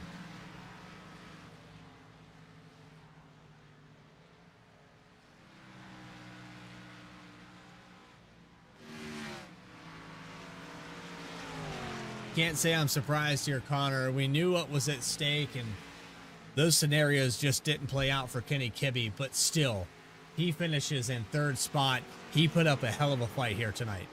He certainly did. Nothing he has to hold his head down about. Best season of his Saturday Night Racing League career. He locked up 2nd in the title easily. A great ending of the season for him. But Jeff Wright, all season long in this car, he was the man to beat, and no one could step up to the challenge quite enough. As that Lowe's 48, much like we saw a lot in the real world, he'll get another championship to add to that number, to add to that legacy that he holds in this league. And he'll burn it down on the front stretch.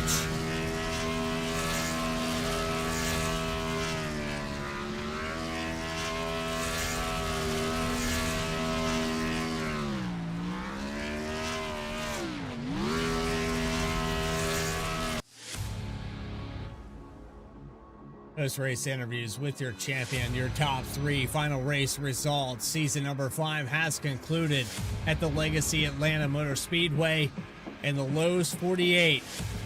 Should he hit that left rear to pass tech inspection? There he is. Yes. All right. We'll be back with more coverage here on VSPEED in just a moment.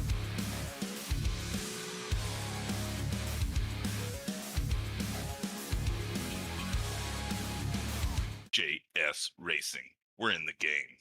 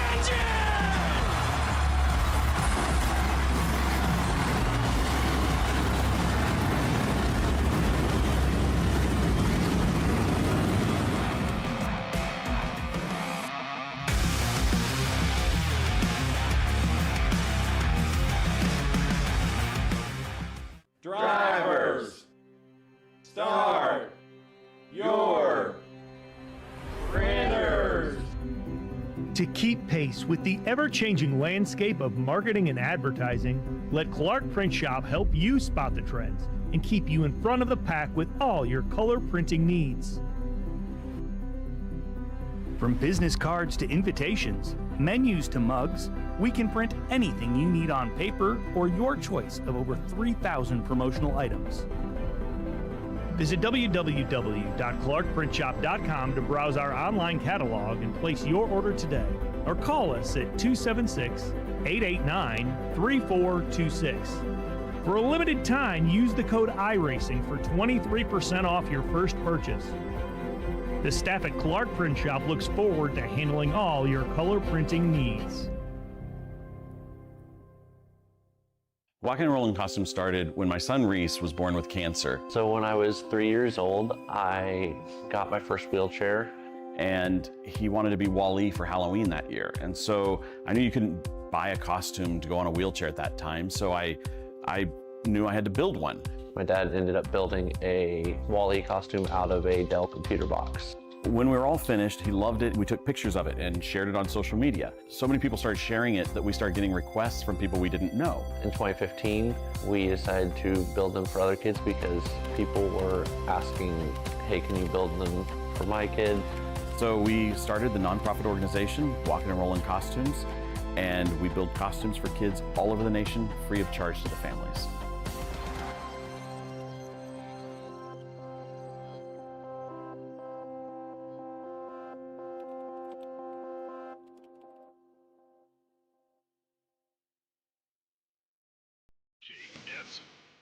Welcome back here to our post-race coverage. Season number 5 has concluded.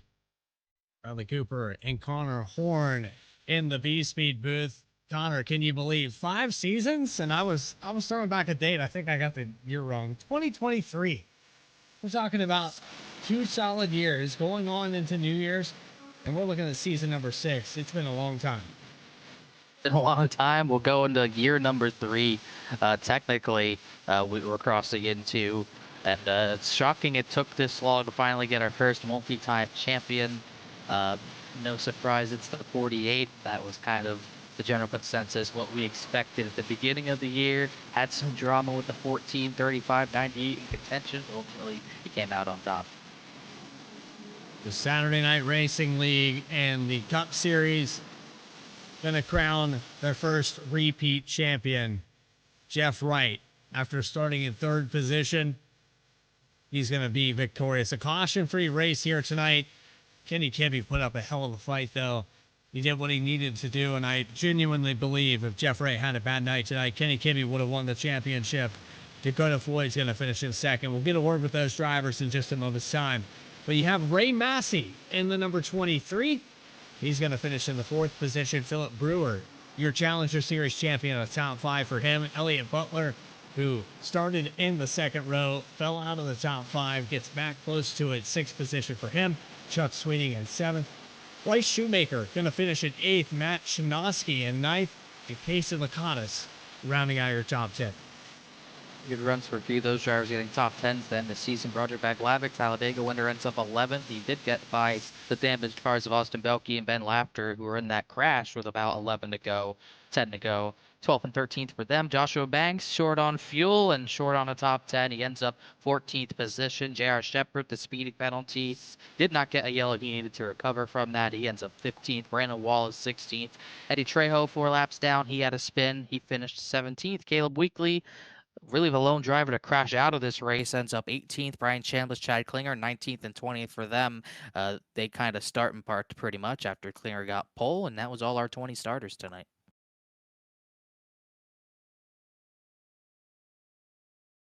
So with that, it's time to bring you to your post-race coverage, your post-race interviews. The first driver we're going to pull into the broadcast booth will be your champion and your victor of the season. Jeff Wright, season 5 champion, first repeat champion. We've had names like Joseph McWhorter, Bailey Turner, Joshua Banks, and now you are going to be repeat in season 5. You came in here a little bit under the weather here, Jeff, but that didn't stop you from just dominating this race. Yeah, it was a lot of fun out there. Obviously, Atlanta's gone through some odd changes, and I know dirty air is a big problem tonight. And my focus was just, try to take care of the stuff right from the drop of the green flag. And we fell back a little bit, early. Some guys went around us, but I just, I've raced at Atlanta too much to know that, it's better to oversave than it is, to undersave. And thankfully, that worked out tonight. The race went green, so we got a handful of pit stops, and yeah, it's just a lot of fun out there tonight. And shout out to everybody for, keeping it straight, keeping it clean and green. I think I was talking with one of the guys. They said this is our first, well, certainly first green flag run race of the season in the SNR Cup Series, but I heard it also dated back to like season 2 at Iowa. So kind of a crazy stat, but awesome that we could finish off the season with a high note with the victory and the championship. And then, yeah, just shout out everybody else for a good race tonight. Well, I would have to direct my attention to Connor Horn. He has the stats at hand. But if you could go overall in this season, based off of season 1 to season 5, which one do you feel is your better of the championship runs? It's tough. I think season 1, obviously, we were a pretty new league at the time, and didn't quite have the turnout. I think as the seasons have progressed, I think we've recruited some really competitive guys, and we've seen a lot of parity. We've had 4 different champions the first 4 seasons, and so I think that kind of just speaks to a lot of the guys in here. Field sizes have grown bigger, so I'd say this one definitely feels pretty good. It's funny enough, they're both the same car, so the Gen 4 it's a car I really like and enjoy. So I know whatever we do next season, whatever the league collectively decides as a whole, it's probably going to be tougher. I'll probably be a little bit out of my comfort zone because I don't feel like we're probably going back to the Gen 4. But we'll see what happens. But yeah, I certainly think the season 5 one feels pretty good. ARCA car? Question mark? Hey, I mean, we'll put it up to a vote. If that's what the community wants to do, we'll run it. I certainly won't be in the runnings, I don't think, for a championship. But yeah, I mean, we'll see what the league wants to do. It wouldn't be my first choice, Bradley. I'll tell you that much. But we'll put it to a vote, and we'll see where things stack up. I just had to insert that in there just for fun. I know that it's not the favorite car for the Cup Series drivers, but you know what is the favorite? You. This season, you came in here with a 17-point lead, much more competitive compared to the Challenger Series where you were in the broadcast booth. We kind of knew 100% who was going to win that championship, but it was not guaranteed here tonight. And you had Kenny Kibbe hanging with you for probably 90% of this race. Yeah, and shout out Kenny. I mean, we had a really tight battle there coming out of the pits. I believe the first pit sequence there, just we knew both of us how important that clean air was going to be. And I thought, I was going to be in a really good spot because I had a little bit of a tire advantage on him, but he was really making me work for it. And, at the beginning of these runs, I really try to focus on taking care of the tires, not slide the car and have that longevity in it because, with the 150 lap race, we were doing about 50 lap runs. That's a long time on tires. And a couple times there, I thought he might try to pull a slider up in front of me and take the lead away. And if he did, I mean, he certainly would have been fast enough to probably hold it off. It was really tough to pass tonight. So, but shout out him for a solid season and for racing me clean. Really respect Kenny Kibbe a lot. And I'm glad he's here racing with us. And I know he's got a win to his name this season. And I'm pretty sure we're going to see him win several more races. He's just got a lot of pace. He's got a lot of respect amongst all of the league competitors here. And he certainly got my respect as well. Again, there's a lot of people that help put this on, a lot of people that help you personally, Jeff Wright, and get this car on the racetrack, get you to your second championship. And it all comes down to the people that work in the shadows, the sponsorships, and all the people involved. I know you got a long list of people you want to thank, so go ahead. Yeah, big shout out first and foremost to our series sponsor, and that'd be M&J Distributors with Matco Tools. That's Joshua Banks. He's helping us out so much these last few seasons, coming on board and being a huge financial help. So it's not something we really expected, but Josh supports us so greatly, and that just makes it so much easier to be able to run a league like this. So shout out to him for taking care of the bulk of the expenses for us. We just can't say thank you enough. It truly means everything. And then all the other sponsors too chipping in for their financial support, but also putting up prizes all season long. Guys like Clark Print Shop with the biggest mover, Walk and Roll in Costumes, 29 Graphics, FireStorm Racing, Juicy Spider Studios. And then lastly, we'll say VSPEED. I mean, you guys are awesome. You guys do great work every single week. We're fortunate to have you guys as a broadcast partner.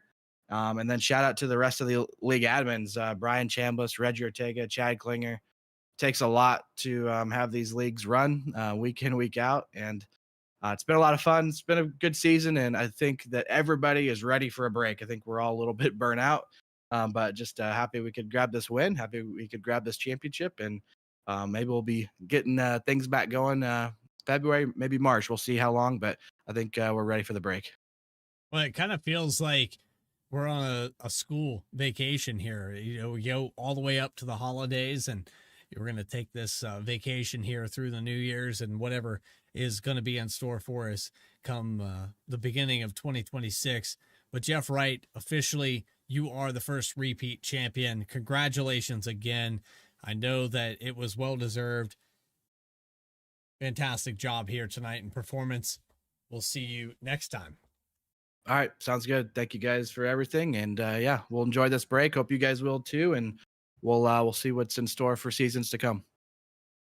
And a great help there in the Challenger Series broadcast and the co-commentary. Jeff Wright, two-time champion now, looking to replicate maybe 7 championships. I don't know how much longevity you guys plan for, but I think Saturday Night Racing League is not going anywhere. I think there's plenty of opportunity for 7 times.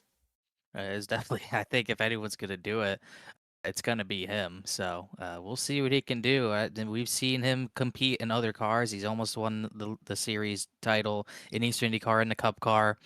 He's won 2 in this car. So I think he can, depending on how long Saturday Night Racing League lasts, I think he's definitely the guy to get there. We're going to move to our second place finisher. And I saw the status when I hovered over your name, Dakota Floyd. You might want to change that. It says, all I do is win. Well, you know, I honestly thought, Dakota, that tonight was the night that you were going to finally break the ice and find your way to victory lane. You had a very fast car, especially in the long run, but it seemed like the pit stops and the cycle of everything here under green flag, it just puts you so far back. You were very, very conservative on those fresh tires, and you had the long run pace, but Jeff Wright just, I don't know, clean air. I don't know. Yeah, I mean, when it comes to Gen 4 and Jeff Wright, if you're not 100% the whole time, good luck, because it's just impossible to keep up. I mean, I really thought I had a chance too, with as much as the top 4 had been battling each other. I thought maybe he'd worn his stuff up and, might be able to get up there and get around him, but we kept pace with him towards the end of that first run, and like you said, in the pit stops, he just had us beat, and we couldn't fight enough and couldn't get up to that clean air in time. So, but second place in the season, I'll definitely take it.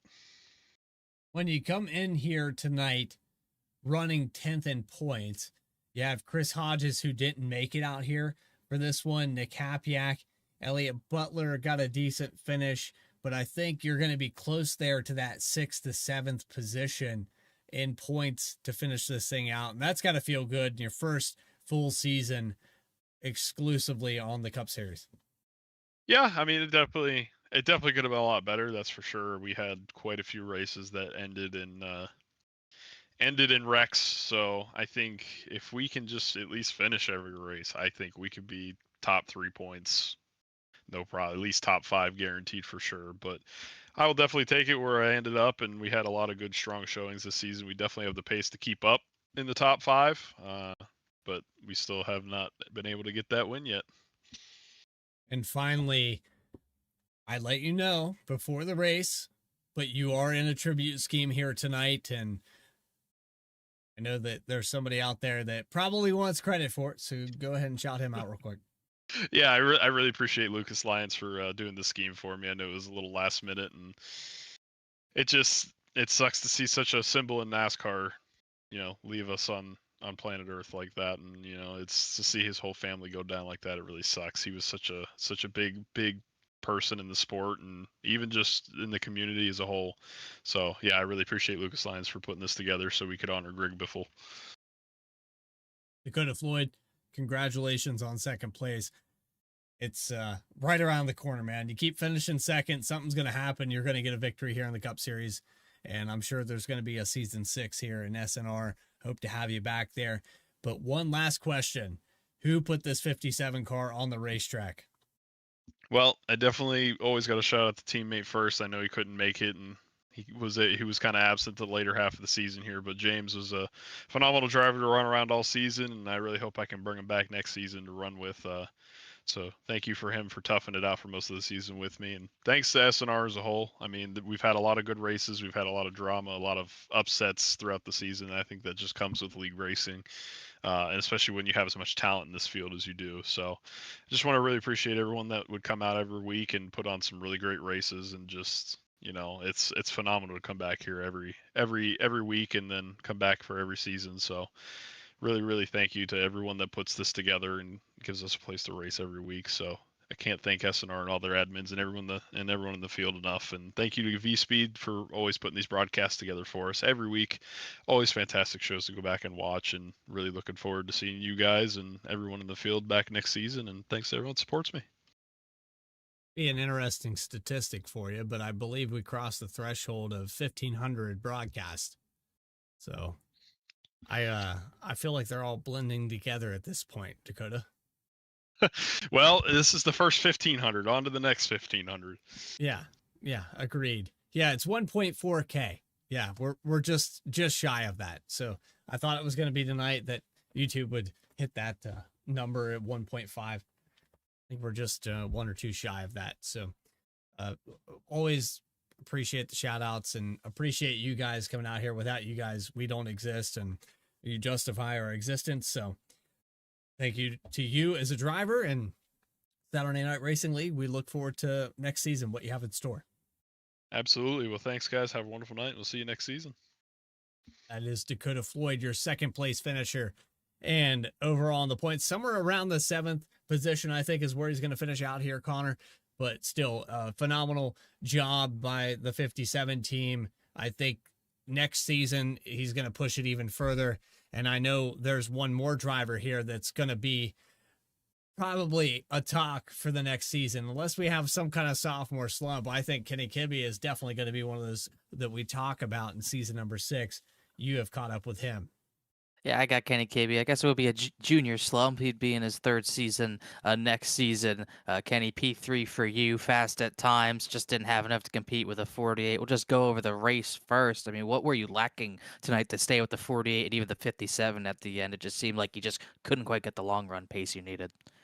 Yeah, I think like in the second run, I really abused my rear tires, just trying to fight with Jeff as much as I could, trying to get that clean air and track position. And then the last run just seemed to get too tight. And of course, I was doing that undercut strategy, so I was already at a little bit of a disadvantage with the tires as the run went on.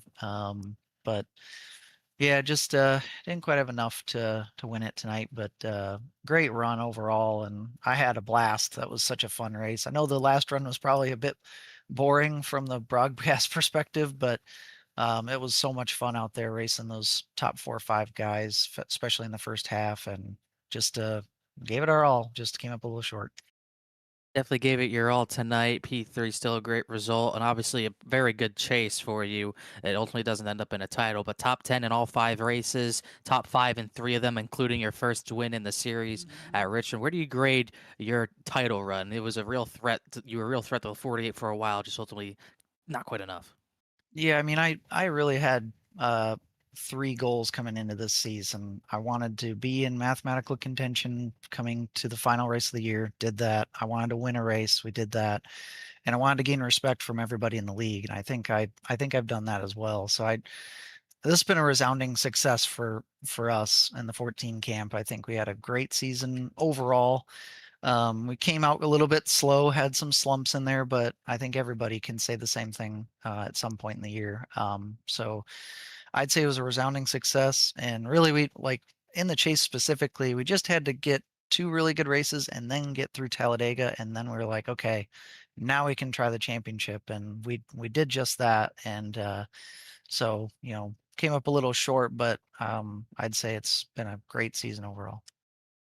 Great season for you. It's been fun watching you, and obviously, a bit better result than you had the previous season. Coming to a different car, you end up being in title contention. Maybe we go to a different car next season. Maybe we don't. But regardless, how do you look at going into season 3 of full-time competition? And regardless of car, how do you work on your game? How do you work on trying to be more involved in the title fight and maybe be in contention? Is there anything you think you can work on? Well, I think the work is really going to start for me in the regular season. Like if we have a chase format again next year, I think those bonus points for winning during the regular season is going to be huge. I'm sure that really helped Jeff out in this kind of chase playoff format. So if I could get some wins next year earlier in the season, we had a couple of them slip away from us this year that really would have helped us out coming to this last race. So I think that's one thing that I can work on is just trying to finish races off. I always need to work on restarts. That's always been a bane of my existence. But I think that's really what we'll be focused on next year. I'll say as far as bonus points and all that, Jeff Wright came into the chase up 25 on you. Unofficially, you'll probably end the season right around that mark. So you gave it everything you had, no doubt. Congratulations on a great title fight, a P2 in the standings, and obviously your first win at Richmond. Final time this season. Anyone you want to thank or shout out?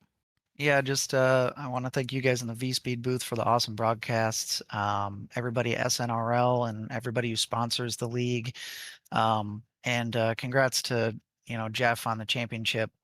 Can't think of a better champion in this league. Honestly, he certainly sets the standard for how everybody should race and how they should approach the championship as a whole. Got massive respect for the guy. And it was really fun there racing him throughout this season and especially the beginning and middle portions of this race. So big congrats to him. My teammates, Matt, Brody, Austin, JR, they always help me out every single race. And it's a lot of fun hanging out with them in the Discord. Everybody likes to ride on board with me on Twitch every week.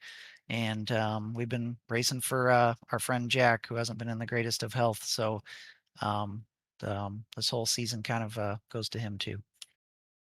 Well, runner-up in the points, I think Jack will love that for sure. P3 in the race, P2 in the title. Probably the breakout driver of the year goes to you, Kenny, if that was an award. So congratulations on a great season. Thanks for talking to us.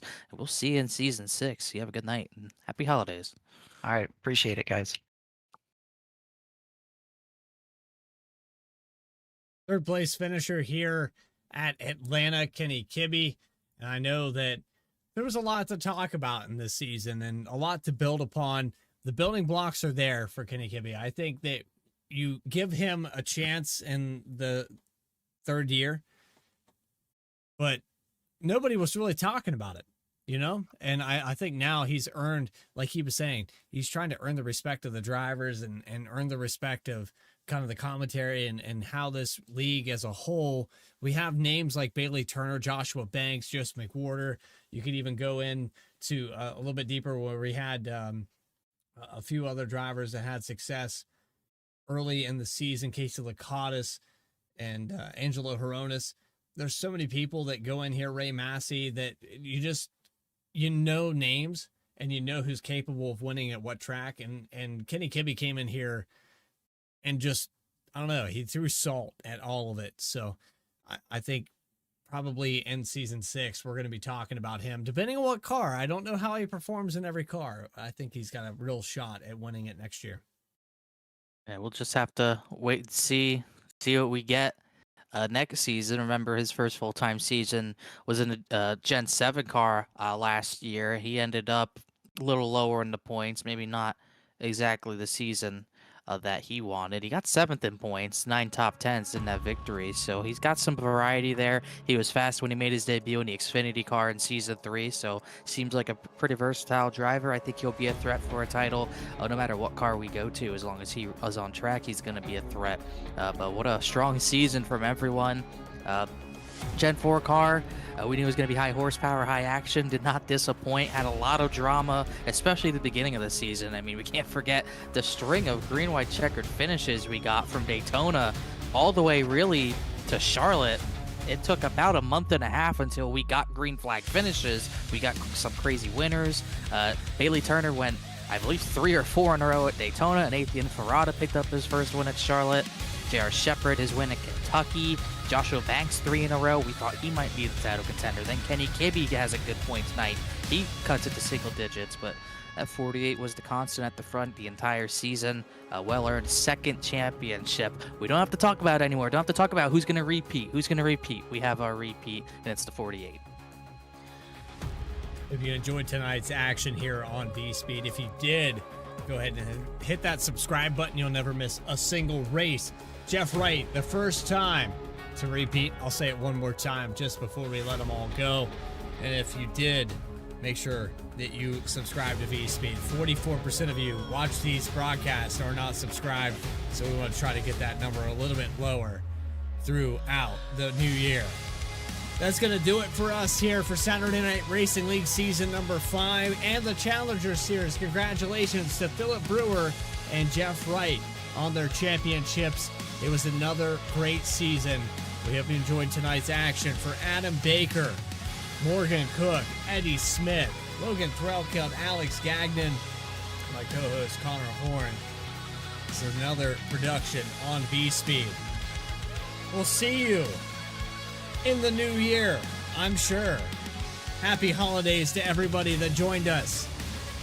Saturday Night Racing League and the Cup Series presented by M&J Distributors is all locked up.